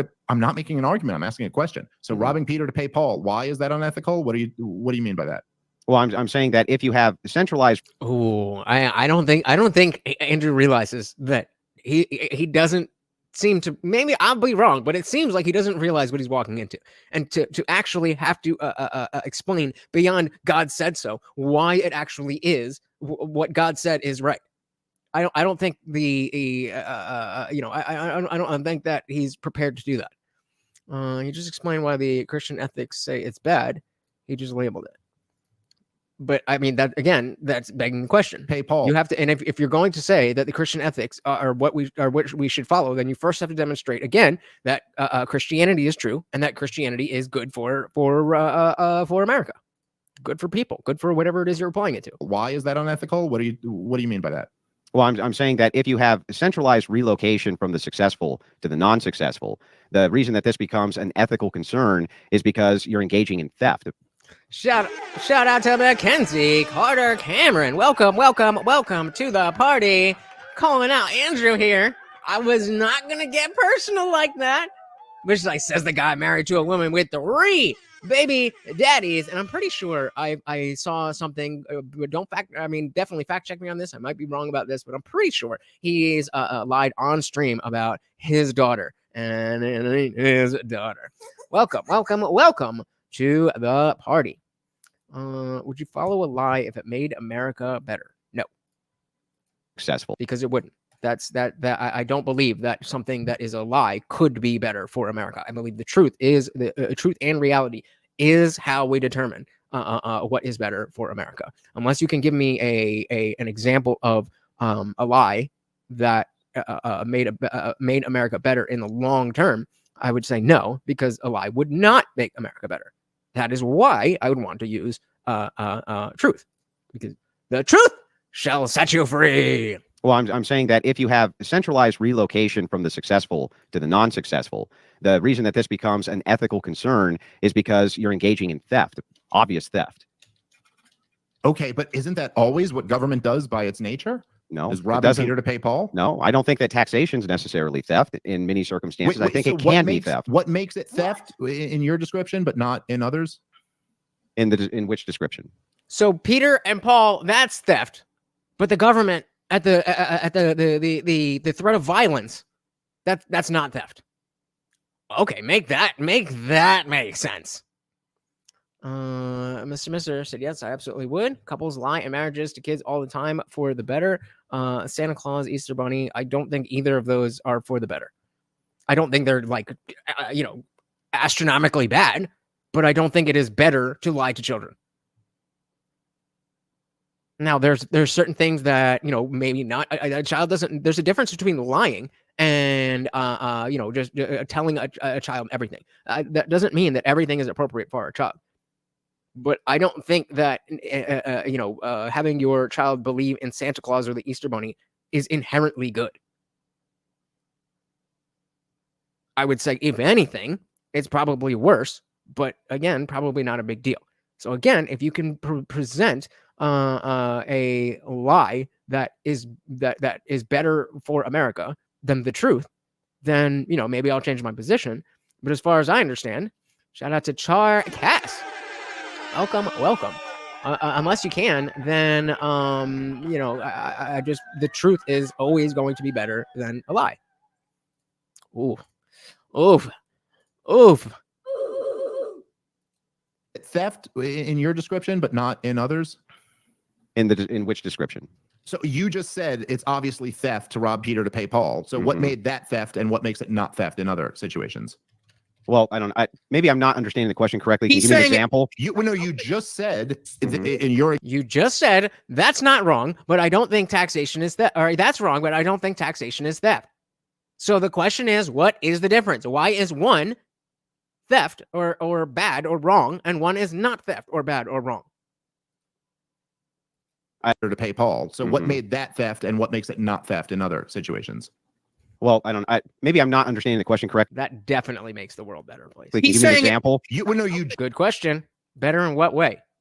Better in what way? Just said in your example that this was robbing Peter to pay Paul and it's theft. So what makes... So wait, are we saying, are we saying that we can't promote a sense of giving in children without Santa Claus? Would it not be better and more valuable to just promote the sense of giving in the nature of having the children give things to people, whether it's time, effort, whatever? Again, I'm not saying that you should never tell your children about Santa. I think that's a fun thing that, I don't know. I don't have children. Maybe I will or will not engage in telling my kids about Santa. Probably not. But I think there's plenty of ritualistic things beneficially about Christmas, Christian or not, that I don't think you need lies. I mean, okay, sure, but again, I'm saying that there's a way for kids to understand things without lies, and so you are saying that this is America is better because we lie to children about Santa Claus. Give me any metric at all that America is a better place because we have Santa. That is y'all's claim, not mine. Said in your example that this was robbing Peter to pay Paul and it's theft. So what makes it theft in that situation, but not theft in other situations? Like what other situation are you talking about? Dude, I just need a comparison real quick so I understand what you're asking. What makes it in any other situation that government takes money from people not theft, but in the one you just labeled theft? Well, mine said, God said, so God. You mean, okay, I see what you're saying. So you're saying, why is it theft to take a bunch of money out of a rich guy's account and give it to a guy, who's just poor because you want to, versus some other unique situation like hard disagree, Evanex. Infrastructure spending or things like this? What you just said, Andrew. Stop buying time, man. I'm just curious. I'm not trying to buy time. I just want to get it clarified. Oh yeah, wasn't Andrew the one who used the word filibuster? Projection. You gotta look out for that projection, guys. When people are accusing you of something and you know that you're not doing it, your first thought should be, oh, you think I'm like you. Nope. Yeah, exactly. This is why it doesn't matter what the taxes are for. If you don't pay your taxes They will come to your house and lock you in a box. That is theft. That's like saying, oh, if somebody holds a pew-pew up to me and says, give me all your money, but doesn't actually touch you, that's not theft. But it is. And if you are going to claim that it's different, then you then have to explain the difference between somebody mugging you and not touching you. Yeah, exactly. It's not just theft, it's armed robbery. You would have to say how unless you don't think that being mugged is armed robbery, then you're being inconsistent. Things like this. What you just said, Andrew. Stop buying time, man. I'm just curious. I'm not trying to buy time. I just want to get it clarified. I just want it clarified. I don't think that infrastructure spending is theft. I don't think that taxation, in what context? Property taxation even is theft. I don't think those things are theft. I think that a direct taking of your account for the purposes of giving it to a social group based on immutable characteristics is theft. Mister, are you really trying to, so no is the answer. No, I don't think 20 years of war and God knows how many Americans dead. That was not to the benefit of America. You think that it was better for America?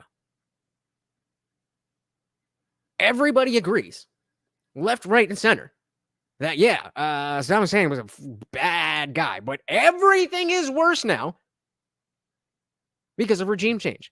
Same thing with Gaddafi. Same thing with any other fucking regime change war that we have. It always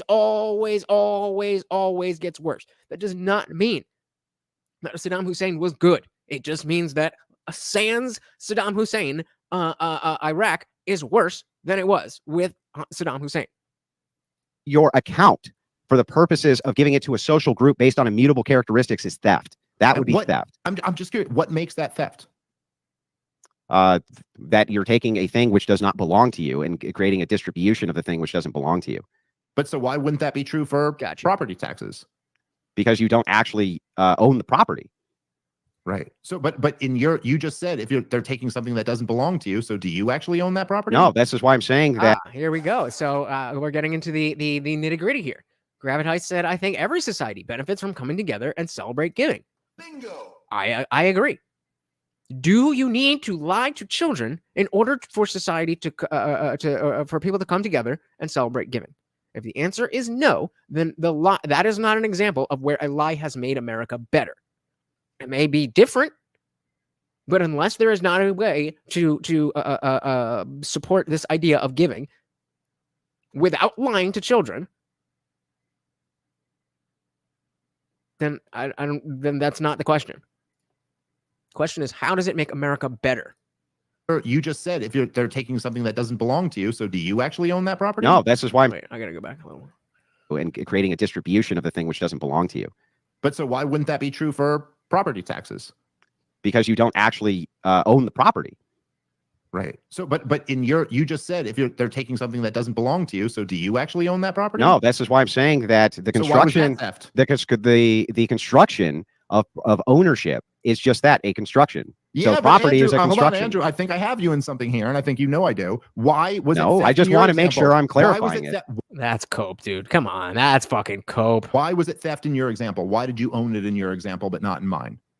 Because I don't really understand your example. That's why I'm trying to get it clarified. It wasn't mine. It was yours. I'm saying yes, the example of scaling back to rob Peter to pay Paul. I would say that is theft. However, taxation for property, I would not say it is because when you're robbing Peter to pay Paul, why is it theft? Yeah, because it's based around the construction which we have for theft or non-theft for property. That's the point.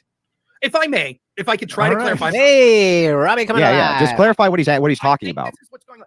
Dave's saying, like, look, if under your theory, all taxation would be theft because it's taking away from a person and giving to someone else. You seem to be saying it's not theft if it's giving to sort of a public good. So like property tax to pay for roads, that's not theft. But property tax, presumably you would say this property tax to pay for welfare for single mothers, that would be theft, or to pay for LGBT issues or something like that. So he's saying, why isn't the property tax always theft? And you seem to be saying it's only theft if that money is given to particular entities. Which it is. He's asking why that's the case. Oh, based on immutable versus non-immutable. So if you are utilizing infrastructure and things like this, and you're paying for that infrastructure, you have local levies which are gone through and voted on for that infrastructure. That can't be theft, because essentially the majority of your population is volunteering to move that money into the government coffers for that purpose. Whereas you're not, there is no such thing as voluntarism when it comes to the government levying your account. That's not. Well, hold on. There's a difference between no Santa and no Christmas. I didn't say don't do Christmas. I said you don't need to lie to children in order for them to understand the value of giving. Let's not twist my words here. Shout out to Madra. Welcome. So this depends on priorities. Is theft okay in the context of much benefit? It depends on who's getting taken from. Economy lessons also cause insurance to be above a certain amount. I mean, I definitely would prefer for tax dollars paid to go to the things like roads than for them to go to, trans this or woke this or whatever. And I'm also not necessarily opposed to the idea of me paying into a system to benefit everybody. But when it is a non-voluntary thing at the threat of violence, that is the definition of theft. Give me your money or I will hurt you. That is theft. Explain to me a situation where somebody is saying, give me your money that you worked for, that you own, or I'm going to hurt you, and it is not theft. You're saying taxation, but I'm saying other than that, give me another definition, or otherwise, then it's special pleading for taxation. It's the same exact action. It's the same exact thing as me coming up to you with a pew saying, if you don't give me all your money, I'm going to hurt you. How is it different? I said I consider whether I should tell my kids. Yeah. Again, there's a difference between no Santa and no Christmas. Definitely do Christmas. Christmas is fucking awesome. Clown World said if there's a moral reason for it, according to his Sky Daddy, it's not theft. Pretty much. So Amnox agrees. Tax for roads is not theft. Issue is the government makes it seem like so because of their bad admin. And I mean, again, there is a difference.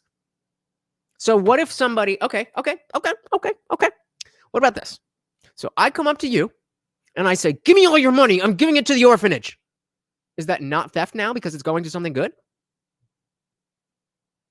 Or is theft just the action of taking somebody's something that somebody else owns without permission?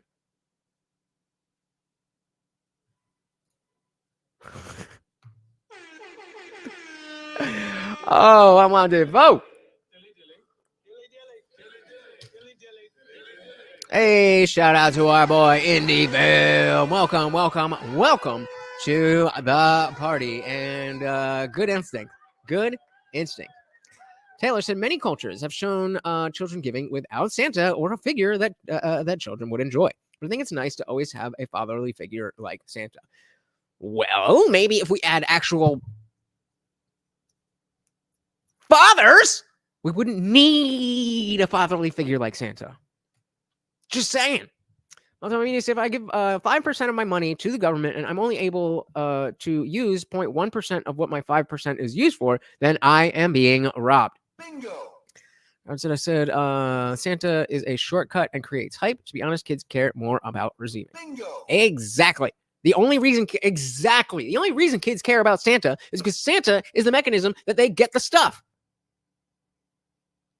And so I would argue that that teaching kids about Santa is antithetical because it teaches them more about receiving than giving. You know what promotes giving? Giving. You just go give stuff to people. Where does Santa become necessary? To teach a child, oh, this feels good to be at a food drive or a clothing drive, whatever the hell it is, a bake sale, to be able to provide for people. That's going to feel good for them. They don't need Santa in order to learn that. Is it easier? Maybe, but that is a lie. And so again, the claim is that what if there was a lie that would make America better? And I reject the premise because I do not think a lie could make America better. Unless you can present me with a lie that has made America better, then you are committing special pleading for Santa or whatever else. Enoch said, I would agree taxes should have an opt-out system. However, that would remove you from all benefits. Fair. Like Ted K. I don't know who Ted K is. There's lots of Teds and lots of Ks. Gravitas said, go out and feed the poor would mean more. Exactly. That's what we're talking about.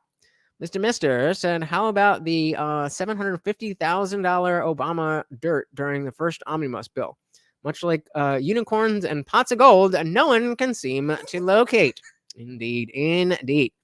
Obviously, you're right, but it has merit if and only if there's accountability of audit, which, of course, there's not. So I agree. All right, let's see. Anything? It's just whatever, man. I don't even care anymore. Gridiron says, we would love for tax money to go to roads, but we know there are many pigs in the trough. Exactly. But even if it was going to the roads and to the right things, it still wouldn't not be theft.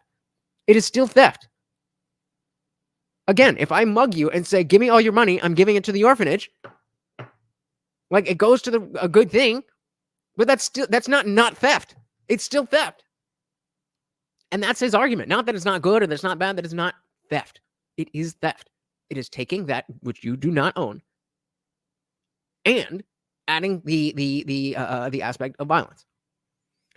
I mean, I would say so. But the fact that they don't have them anymore, yeah. All right, Ted Kaczynski, yeah. All right. Yeah. That's it. That's the whole thing. If you could opt out, then it wouldn't be theft. If I was like, it's your choice whether you give me your money right now or not. That's not theft. That is begging. Is volunteering to move that money into the government coffers for that purpose. Whereas there is no such thing as voluntarism when it comes to the government levying your account. That's not voluntary and never has been. However, you have what's called, I'm going to explain. You have what's called duties, right? Duties. Duties can trump theft. For instance, you could say if you own yourself and the government conscripts you, that they're stealing you. Are they stealing you, Dave? No, I am a different entity than my money. The money is the representation of time and labor. I'm sorry. Are they stealing If the government conscripts you, you have a duty to go. Yes. I thought we were still talking about taxation. Then are they stealing you? Yes. A duty to go defend your homeland if you are conscripted for war. Is the government stealing you? Yes. Yes. Now, that is a much better argument to say, well, it's theft for a good reason. Still not theft. It's just theft for a good reason. Enslaving you, sure. It's enslavement to be conscripted in a draft to defend your homeland. Yes. Well, I mean, look, you see, he wants to split and say, well, if it's theft for a good reason, then it's not theft. That's not how words work. That's not what words mean. Words mean what they mean. And then if you apply them, then it'll make sense. But if you just try to twist it up in your mind, then not only are you going to confuse everybody listening, but you're going to confuse yourself. To be conscripted in a draft to defend your homeland. Well, I mean, look, you see. So, I mean, in terms of like, do I think that one has a duty to go and be, if they are conscripted to go fight in the war? I mean, I don't know. I mean, this certainly doesn't help. This certainly doesn't help. But I do think there's an argument to it. So we'll see how it plays out, and we'll see where I agree or disagree. To be conscripted in a draft to defend your homeland. Well, I mean, look, you see, to defend your homeland. How about if they conscript you to go over to Ukraine and fight the Russians? Is that enslavement? Nah. Yeah, I'm not sure. That is definitely enslavement, and that is definitely not a duty of mine to go to Ukraine to fight for Ukraine. That it is, because I think you do have duties. So if you're according to who? Who said we have these duties? Government, led by Joe Biden, decides that you're now conscripted and you will be on a plane over to Ukraine to fight on the front lines. They haven't enslaved you. No, I don't think so. I think you have duties still in society. Don't you think you have duties? Wow. Shout out to Guam Tech. Daddy issues out the fucking wazoo. Tell me what to do, Daddy. be conscripted? Like if you were attacked, No, I think we have lots of duties, but I think if Joe Biden tells you to go die on the front yeah, you lines might be of able to make Ukraine, good no, you moral. don't have Yeah, that duty. you might be able to make That's- good you've been moral. enslaved. Bro, you might should be resist that. Dave. You might be able to make good moral objections to this type of draft in the duty itself. That's fine. However, if your homeland's attacked and you're conscripted, that's okay, right? But how is that not enslavement then? It is. It is. He already said it is. He already said it is. Again, just like we can have theft for a good reason, we can have enslavement for a reason that is at least explainable. But that doesn't make it not enslavement. I think most of us would say it is okay for the government to enslave us if our homeland is being attacked. But that is the way that you have to say it. To say that it's not enslavement because you like the effects is not how this works. Ian said the draft was originally supported to be a reciprocal relationship between the government and its citizens. Amnok said the whole duty argument is a tough case, it is tough because you can agree that you have a duty, but sometimes said duties are commanded by the wrong actors. Yes, well said, well said. It's why many women didn't want the right to vote. Yep, indeed. Wanted votes. Maybe Andrew is saying all this so he can hide behind religious exemption. I mean, I think that's pretty obvious at this point. Yeah. When should actually be on the draft? How is that not misogyny? It is. And again, we could say, well, maybe it makes sense that we don't want women in the same pool of like you might be on the front lines. That doesn't mean it's not sexist. Although you said he said it was, bro. The fuck game is Andrew playing? Clips. He knows that most people are not going to sit through this. He knows that if he can just get some clips, then he'll get more viewers, and that's what people that's what people do these days. Do you know how fucking big this channel would be if I did this? Do you know how? And I could do it well. Oh, I could do it well. But I have principles, so even without a god, and you're conscripted. That's okay, right? But how is that not enslavement then? Yeah, I mean, I'm not saying it is. Or it's not, or it is. It is. It's enslavement to be drafted to protect the homeland if it's attacked by a foreign enemy, Dave? Yes. Essentially, yes, it is. Yes. Okay. Thank you. There we go. So great. So no duty at all. No duties. So again, now you're saying so you can make the argument that you have a duty to be enslaved by your government if your homeland is being attacked. This is the position that you have, Andrew. Not that it's not enslavement. That this is an example of enslavement that you are okay with. Those are different things. Thing is that it's funny because you start laughing. But then, like, you can't, when I say if you were grabbed, gun put to your head and dragged out to the Ukrainian front lines and forced to fight on the Ukrainian front lines, you can't say, yes, that is me being enslaved. I think you can make moral objections to it. Yeah. Hold on. Then you turn it to what if, like, people are, invading our country. Mm-hmm. Okay, so I'll say this. If people were invading our country and people, like a foreign army is coming up through my neighborhood, I think you sure could make a moral argument that I have a responsibility to go to the front line. Right. This is the point. Yes, a duty to what? A duty to enslave yourself to the state. That's what you are arguing for. This is what happens when you don't understand words. You agree. You agree, but you're saying the wrong thing because you don't understand that enslavement is enslavement. Being owned by another person or entity is enslavement. You can make the argument for this type of this very specific type of enslavement being a duty and being a good thing. You can have that position, which is the position that you do have. Not that it is not enslavement. He don't even know his own positions. Make a moral argument that I have a responsibility to go to the front line. Right. This is the point when we're talking about the draft. We're not talking past each other. Let me just finish this. So I think you could make an argument that I have a moral responsibility to go to the front lines and start fighting to make sure my family is okay. What if you don't have a family? Leave him finish. Huh? What if you don't have a family? It's just okay, you. but I'm talking about me, and I do. So anyway, let me finish. But what if you didn't? Would you have a moral obligation then? Great. So let me just finish. Okay.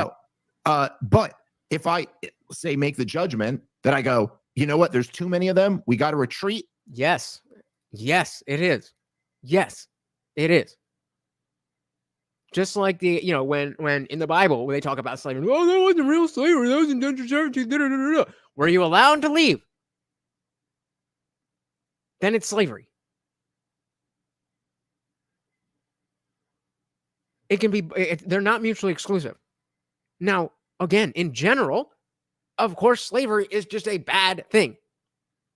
But we agree to exist in a society, and if things get, the stakes get that high, then I think at that point, the enslavement of people to specifically defend our homeland as we are being attacked is not the same thing as owning a person to do house chores. That's not the same thing. But it is still the same word. It is still the same concept. If I say make the judgment that I go, you know what, there's too many of them, we got to retreat and we got to try to surround. Semantic obfuscation. They make the judgment that I go, you know what, there's too many of them, we got to retreat and we got to try to surround them and come back. And someone puts a gun at my face and goes, no, you have to go to the front line right now. Usually, but in this very individual specific context, it doesn't. Then yeah, in essence, they have enslaved me. So shout out to a ruthless admin in the building. Welcome, welcome, welcome to the party. So if we were being invaded, I think we'd have enough willing fighters that conscription wouldn't be needed. Maybe I'm too optimistic. And I mean, I agree, but that's really not relevant to the question, because they're talking about whether or not, if we got to that point, would you have the duty to do so? And I think, yes, you have the duty to do so. That doesn't mean that it's not enslavement. I think this very specific example, just because it has the word slavery, it doesn't mean that it's wrong. In general, slavery, of course, is wrong. But we're talking about this specific instance, and that's why we don't talk about being drafted as being a slave. But that doesn't mean that it's not. Shout out to Liberty Plus TV. Welcome, welcome, welcome to the parties. And Andrew worships the state, not God. It seems like it. It seems like it. Yep.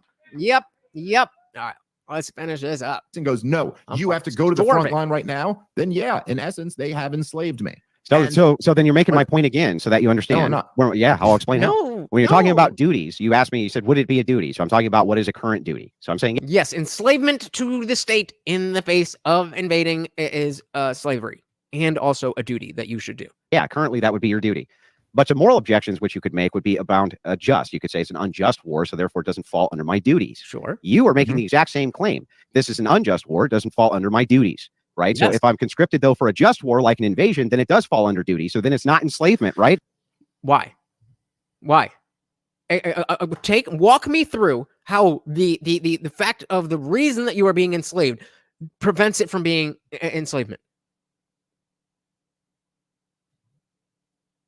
You're just wrong, Andrew. You're just wrong, bro. Right. So if I'm conscripted, though, for a just war like an invasion, then it does fall under duty. So then it's not enslavement. Right. However, in both situations, it still would be enslavement by your ideology. You don't really have duty here. That's not really the distinction. The distinction is whether voluntarism versus force. So no, I'm not saying that. Like, if there could be a just war where someone still flees and abandons the war. But that doesn't mean that if they were for, but look, even whether you dereliction of whether duty. you think it's justified or not, it would still be enslaving someone. Thank you. Whether you believe it is just or not, it would still be enslaving someone. God, I love being right. God, I love being right. Whether you think it's justified or not, it would still be enslaving someone to force them to be a soldier in that war. So if you want to be a part of it. So if you're conscripted and your homeland is under attack, you have no greater duty to defend your homeland. That's not what he said. That's not what he said. You're conflating duty and enslavement, as if it is your duty, it cannot be enslavement. And you've given a very, very unique example in which a duty and enslavement actually do overlap. I would say in 99.9% of situations, you would be right that a duty is not enslavement. But this one is. This one is. Taylor said, virtues and integrity over ideology. Anyone agree? I definitely do. Dilly to that. That is the problem with the people who leave religion and don't have a better or not better, but don't have a replacement moral structure. It's not because they are not religious. It's because they don't have virtues, principles, and integrity. Sandy said, it makes me sick to think it's okay coercing men to abandon his own individual duty towards who he deems he is responsible for in order to fight wars condoned by a bunch of degenerates in government. God damn! Tell him one more time, Sandy dilly dilly to that. Oh. Beautifully said. Beautifully said. Scripted, and your homeland is under attack. You have no greater duty to defend your homeland. It depends on the situation, man. Look, there were lots of people in Ukraine who fled, and I don't know that they were wrong. I don't know. Listen, a situation like I hate that you're right. Like the war in Ukraine, the United States of America and NATO provoked Russia for decades. Literally just poked Yeah, this what is that? fucking bear. Dude, this is on a tangent that has nothing, no bearing on the moral. No. It has total bearing. Give me 2 seconds and you'll understand what I'm saying. They Okay. poked this bear over and over again until Russia invaded. And then when Russia invaded and Ukraine was about to get fucked up, look, I understand where there'd be people in Ukraine who wanted to jump on the front lines and fight again.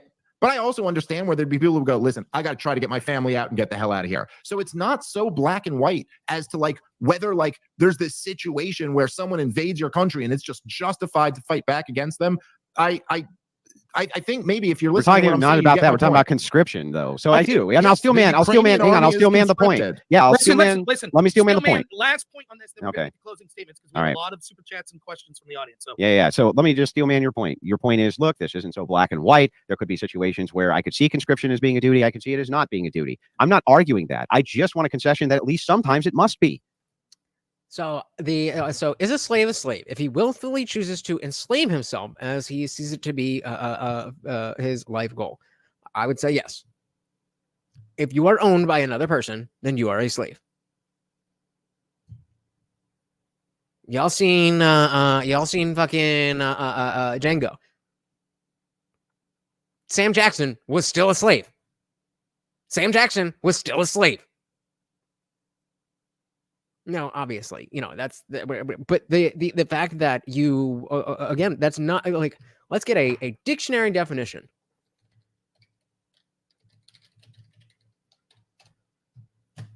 So, a person who is so we start with a person who is forced to work and obey, and another is considered to be their property. That's another aspect of it. So if you choose to become somebody else's property, you're still a slave.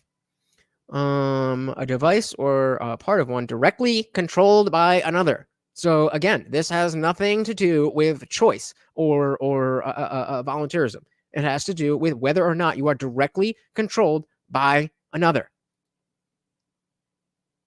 And then this is to slave. But yeah, so I mean, yes, the answer is yes. If a slave willfully chooses to be a slave, then they're a slave. That's it. Duty, I can see it as not being a duty. I'm not arguing that. I just want a concession that at least sometimes it must be. And if at least sometimes it must be a duty, then you do have greater duties than just owning you. Just owning you can't be enough. There must be additional duties on top of that, like conscription. Sure. Well, okay. Look, if you're So then you're saying, to Dave's point, then it's your responsibility to abandon your family and fight for your country.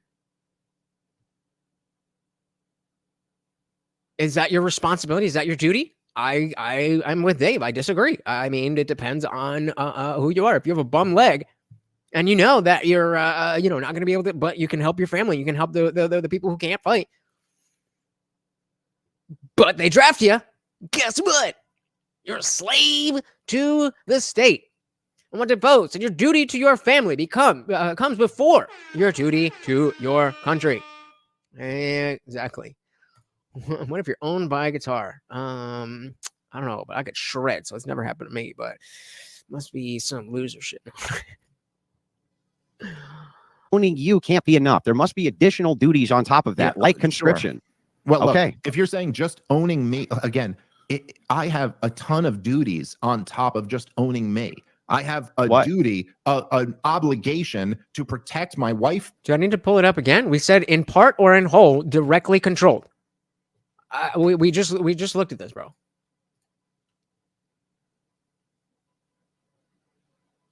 Directly controlled by another. Has nothing to do with being forced. Yes, this part says forced to work and obey, but it also and is considered to be their property. So if, again, you can choose to become somebody's property. I wouldn't say it. I mean, I wouldn't suggest it. But that's what the word means. I mean, okay, but that's the application. Yes, the application is technically like that's the example. That doesn't mean this only applies to software. Otherwise, it would say a device or a part of one directly controlled by another, specifically in software. This is a noun, a slave. I don't know what else to tell you. Me. I have a What? duty, an obligation to protect my wife, my kids, to provide for them, Why? to give them a great life. If you own yourself, why do you have such a duty? Because he chooses to. Again, from what we said at the very beginning, it has nothing to do with owning myself. I do own myself. And why do I have such a duty? Because I believe in God, and God wants me to be a great father and a great husband. So God owns you. Okay. Listen, there's never a again. good place to end. I know that it sucks. We could keep going on with this. What we're going to do is do closing statements. All and right. be set up to 7 minutes apiece. We will start with Dave. You can say whatever you want. Andrew, don't interrupt. And then Andrew can say whatever he wants. So you can summarize the debate. You get any positions that you wanted to clarify, whatever you like for 7 minutes. Then we'll get to some audience questions. So go ahead. All right. So clearly now we are here near the end, and we'll do this after closing statements. But if you have not voted, vote who did better, Dave Smith or Andrew Wilson. And then depending if you guys want to see, there's a bunch here with questions and all that stuff. You know how to do it if you want to keep the party Get any raging. positions that you wanted to clarify, whatever you like for 7 minutes. Then we'll get to some audience questions. So go ahead, Dave. Floor's yours. All right. Well, look, let me just say before we go to these questions, I will say I have the feeling that Andrew annoyed me a bit in this debate, but I have a feeling I would really like the guy if we just hung out. And I actually have enjoyed some of the back and forths that we've had on this. So I would just say that I think there's been some points that are made here that I don't think accurately reflect the position that I'm taking. And perhaps I've been unfair in some of the positions Andrew's taking. So let's just say I own a book. Like, let's say, I don't know, one of these books right here. Okay, here. I got a book. Okay, I own this book. Now, it's a really good book to me. Now, let's say I get that book. Now, I've read it. I've actually read it twice. But let's just say I bought that book and I own it. And instead of reading it, I burned it. And you were to say, wait a minute, Dave, do you own that book? If you own it, it would be wrong for you to burn it rather than read it. The point is that, yes, I probably agree with you. It would be a better thing for me to do to read that book than to burn it. That has nothing to do with whether I own it or whether it would be right for someone else to come by force and take it away from me. Exactly. I think that's kind of like the difference that's been, we've been talking past each other a little bit. I think that some of these outlandish examples about, well, if you really believe in self-ownership, then you can have no moral qualms about what anyone does with their self-ownership, just isn't accurate. And I think that in the world we're living in, and this is something, again, that the paleoconservatives, their best thinkers, please, anybody listening, go read Pat Buchanan or Paul Gottfried or Sam Francis or any of these guys. One of the things that they understood was that part of the reason why American society has degenerated so much, part of the reason why we've had such a divergence from normalcy in our culture is because the government has gotten more and more powerful. And if you want to have more power in the hands of communities and churches and parents and families, you want to reduce the size and scope of government. So that's what I would say. And whatever Andrew wants to finish with before we go into questions. All right. Beautiful, beautiful, beautiful. So Groundheist has an interesting question here. It said, is a job slavery, is being a parent slavery, and how voluntary a choice is makes a difference. So I would agree. And so going back to, this on the back of indentured servitude, that you can choose to become somebody's property. So when you enter in indentured servitude, you are becoming a slave. It's just that you've chosen to become a slave. That's the only difference. That's the only difference. You are not a slave because you chose to be a slave. And so, again, as Melvin said, with a regular job, then unless you can't quit, if you can't quit, then yes, that job would be slavery. Is being a parent slavery? No, because nobody is forcing you to do anything. You can choose to have a child. And in this country, you can choose to kill that child and not be a parent, even if you make that child. So I agree with you that the how voluntary a choice is makes a difference, which is directly relevant to why being a parent is not a slave, as well as why a job is not slavery, because you can choose to leave. In indentured servitude, you voluntarily go in, but you can't voluntarily go out. That's why they call it indentured servitude and not a job. If they did, then it would be the same thing. So Ayush said it's not slavery if it's voluntary. Depending on what your ideology is and your capabilities, you're entering the battlefield for protection of your identity and ideology. I disagree. I think if you, I don't care if it's voluntary or not. So I mean, there's clearly a difference between direct. So okay, it's not slavery, but it is enslavement. There we go. It's not slavery, but it is enslaving a person. So it is enslavement. It's not slavery. Got him. If you choose to be a victim, you're not a victim. You are an accomplice. Yikes! I would not make this claim. So you can't be a slave if you agree to it. Yeah. So okay, I'll concede that you cannot be a slave if you agree to it. Fine. You cannot be a slave if you agree to it.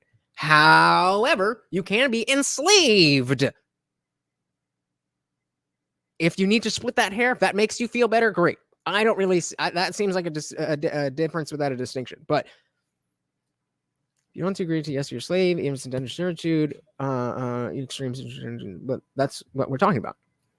Eerie Fairy Tale said, we choose to be a slave of an employer of your choice in exchange for the monetary benefit. Exactly. Not what, not slavery. Shout out to King Onion Ring. What is good? Welcome to the point. The point. I was reading this. Parent is the point. Men have no choice in being a parent. Somebody needs a sex ed class. Men have no choice in being a parent.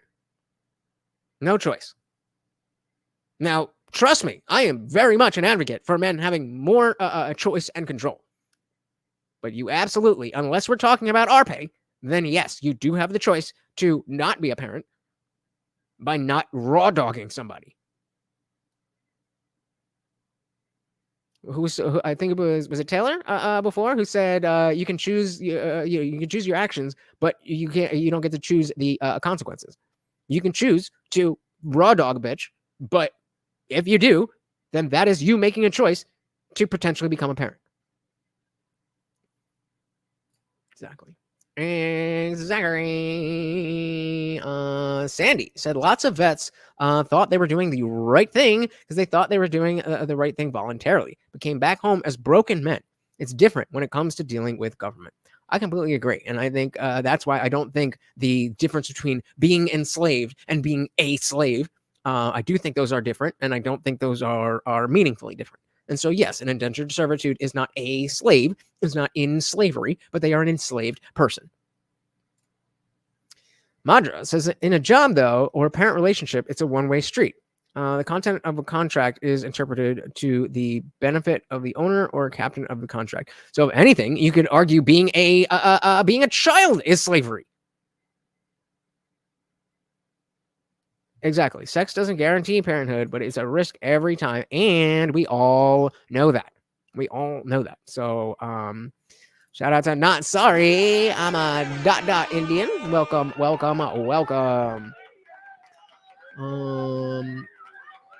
Exactly. So if they don't let you quit, then that's slavery. But if you can, then a job is not slavery. Slavery is a loss of control over your decisions. If I can't leave a job, I'm a slave. Correct. If there's a choice for me to leave, I'm not a slave. Correct. But indentured servitude, you have the choice to go in, but you don't have the choice to go out. So like we were saying, that is enslaved, but you chose it. So I'm conceding to you guys that you're not a slave if you choose to be a slave. Fine, you are still enslaved. Thank you. Coffee. What the fuck does that even mean? What does that even mean? What does that even mean? All right, we're gonna so yeah, let me know what you guys want to do. Well, We'll let so that's what I would say. You got up to 7 minutes. Go ahead. You would like me. I'm a real fun guy to be. I'm just a fun guy, Dave. Okay. So the thing is I did enjoy the debate. Were you not watching? They were talking about enslavement. Just so you know, I don't take any of this kind of stuff personally. I think that this type of discourse, as brutal as it can be, and as entertaining as I think it is for people because it's so brutal, I don't feel like you're a guy who holds personal grudges. And it seems like you kind of enjoy, as much as you might not have enjoyed some aspects of it, I think that you probably enjoy the back and forth as much as I do. Ultimately, though, I mean, I don't think Dave enjoys this type of back and forth as much as Andrew does. I think he would much rather actually argue the merits of Christian nationalism versus libertarianism. But that don't mean that he can't, he can't give it to him. Give it to him. He's a fun guy. No, he's not. Yeah, doesn't seem like he'd be fun to hang out with at all. It seems like you would be like, no, this is how we have to party, okay? If we don't party like this, then we're going to be gay. And we can't be gay because then we're so, like, what? Anybody says you have a duty to take care of your children. Damn toddler slave owners. I didn't say it. You did. Enjoyed some aspects of it. I think that you probably enjoy the back and forth as much as I do. Ultimately, though, you have to reevaluate some things here, I think, ultimately. And I'm still going to bring you around to my way of thinking. And perhaps next time we won't do a debate, but we'll just do it. Are you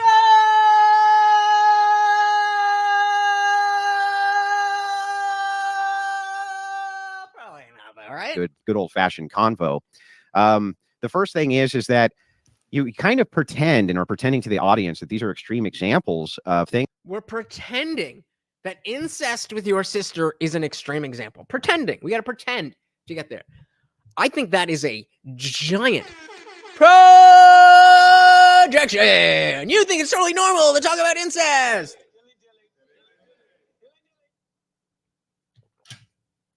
Not me. Not me.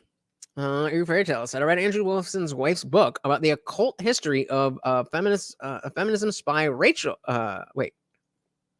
That is his wife. I read Andrew Wilson's wife's book about the occult history of feminism. Periods and commas, guys. Periods and commas. 3 baby daddies and the dream of God. Good game. One what for that.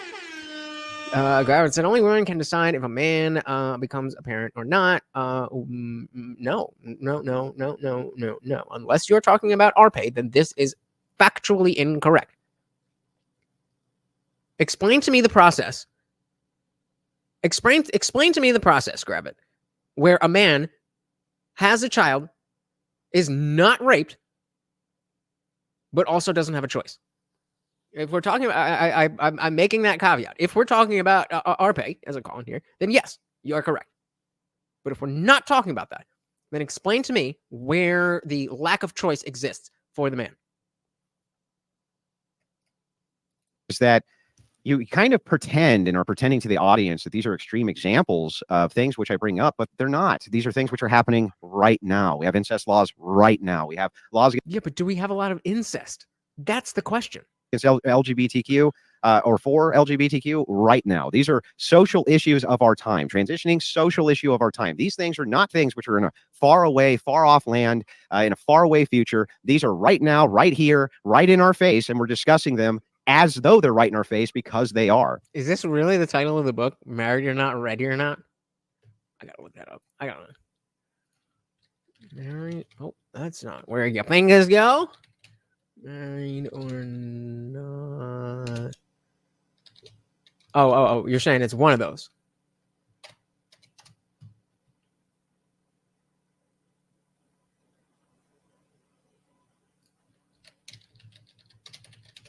Man. What the fuck are you doing?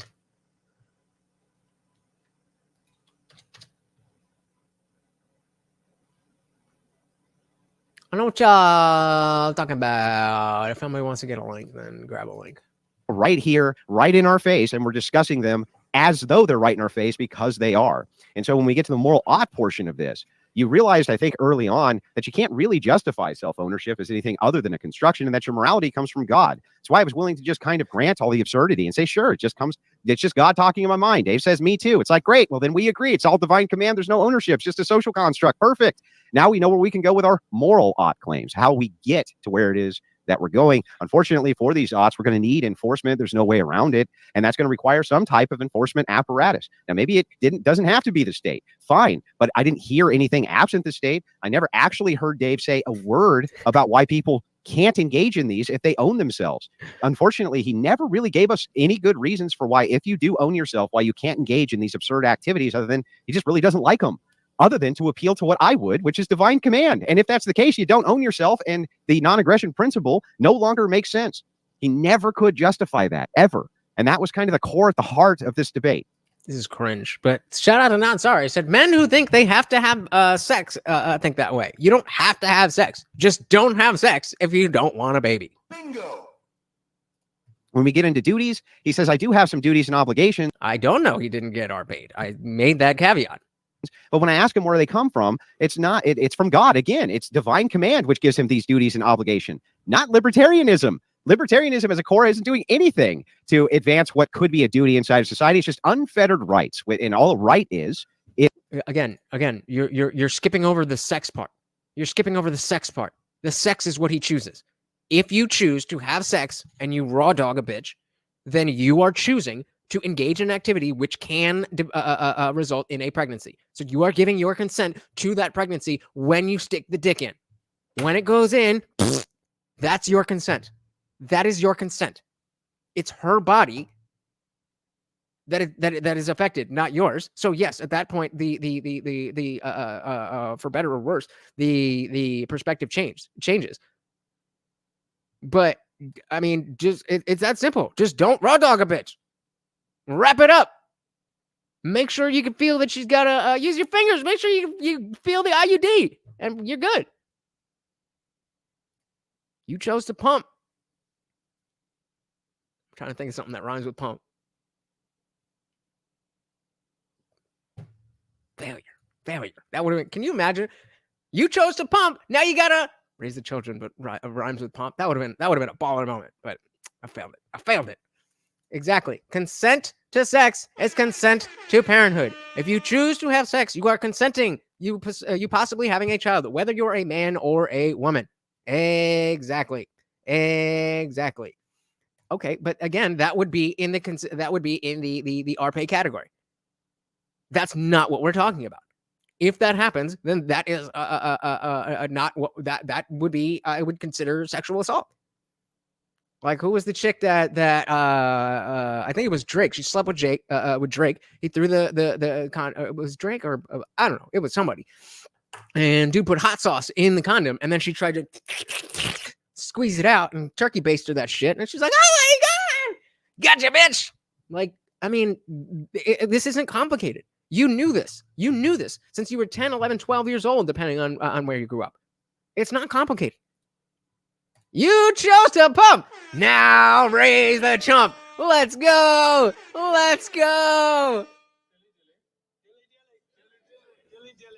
There you go. You chose to pump. Now you take care of that baby bump. There you go. It's simple. You're overthinking it. A woman decides if a man becomes a father. But you know this. You know that this is the possibility. So you are consenting to this possibility when you raw dog the bitch. That's it. There's no other way around it. A man cannot have a child without choosing to, unless we are talking about an RPay situation or what Mr. Mister's talking about, which I would consider in an essay category. I want to give her the benefit of the doubt and just maybe she thought like, oh, this is gonna hurt, but I'm gonna have a Drake baby after this. I'm just gonna, I just to give her the benefit of the doubt, because I don't know how you think that hot sauce is jizz. I think you would just be like, oh, fuck, this guy's good, but he didn't flush it. We're still in business. That's what I would suspect. All right, let's off to the rails. advance what could be a duty inside of society. It's just unfettered rights. And all a right is a privilege absent a duty. When we get into whether or not can a person be conscripted, sometimes, maybe, don't know, kind of, possibly. Is that his position? Holy fucking straw man. Holy fucking straw man. I think it is. Who? Not can a person be conscripted? Sometimes, maybe, don't know, kind of, possibly. It just, it's context matters. It's like, okay, yeah, context matters, but at the core, can they, without them being slaves? I think that Dave kind of understands, yeah, there's a time and a place for that, where there's a greater duty that we have to appeal to.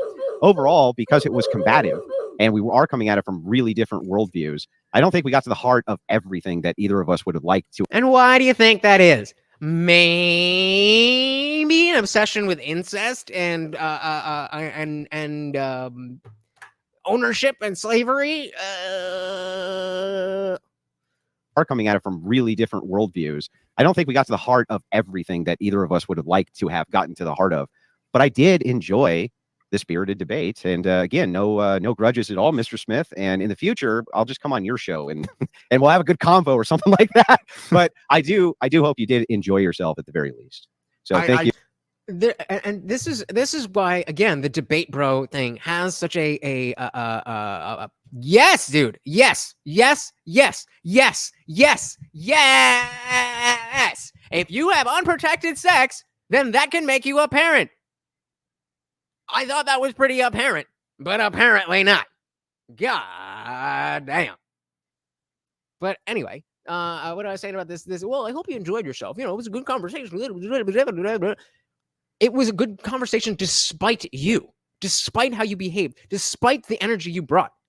The only reason it was a good conversation and Dave was able to enjoy himself is because he did not fall victim to your bullshit.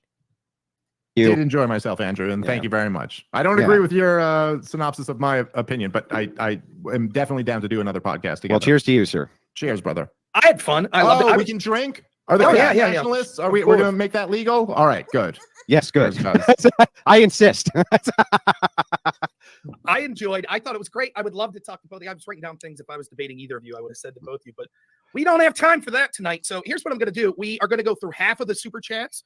There's a lot. So audience, I ask you to please bear with me, and because we have a lot of people that are on the call as well. So we have about an hour and 15 minutes left. So the first thing I want to say is thank you to anyone who subscribed or that donated subscriptions to people and memberships. We really do appreciate it. It means a lot. So are we done? Are we done? Let's see. Who did better? Wow. 42% of you said that Andrew did better. That is disheartening. Wow.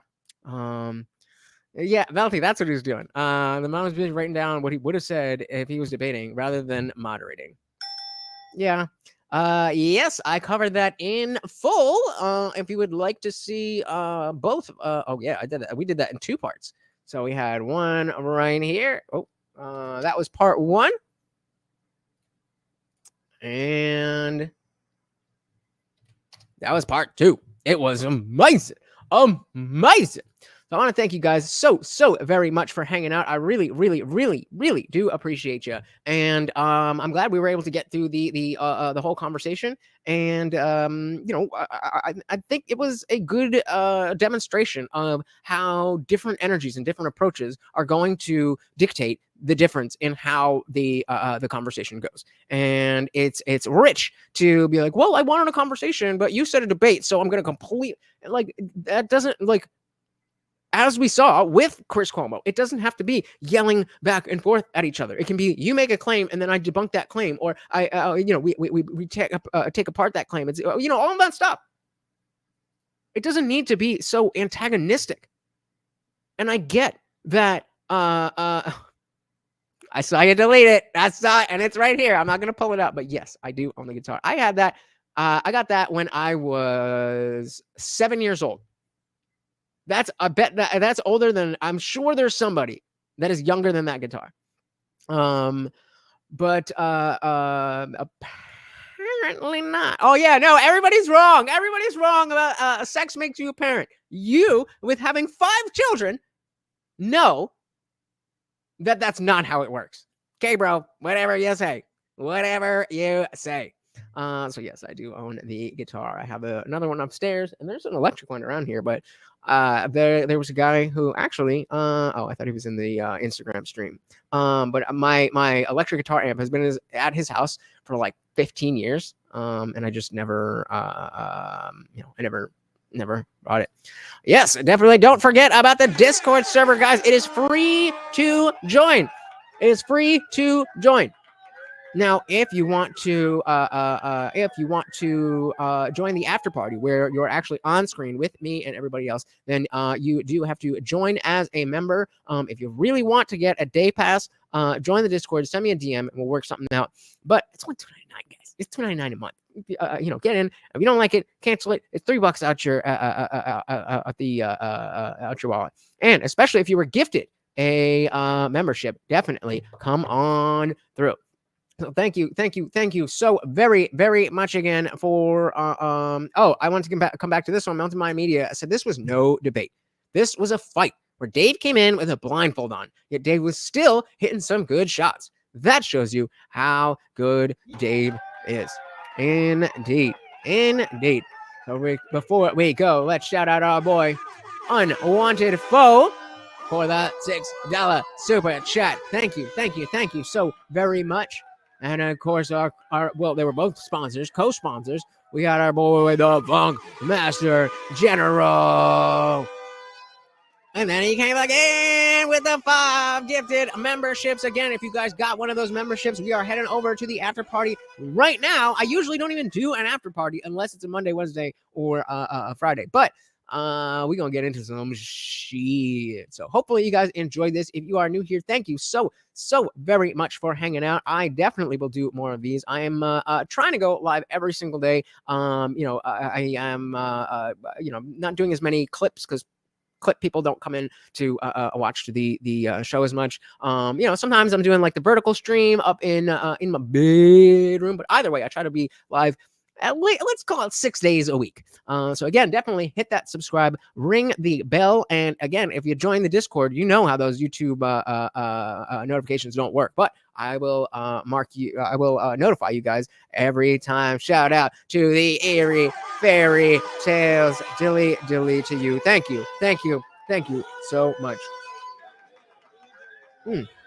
Dilly to you. Once again, guys, thank you so very, very, very much for hanging out. I know that you could be doing anything else with your Saturday. And the fact that you spent all this time with me means the world to me. And the fact that some of you actually opened your wallets and gave me money to do this, it means so much. And right here. So thank you so very much. Once again, well, Morty's gone, but my co-host Morty, I have been your host, Lutch, a.k.a. the Indian Jesus, here to resurrect the second coming of common sense. Until next time, guys, I am out of here. Peace.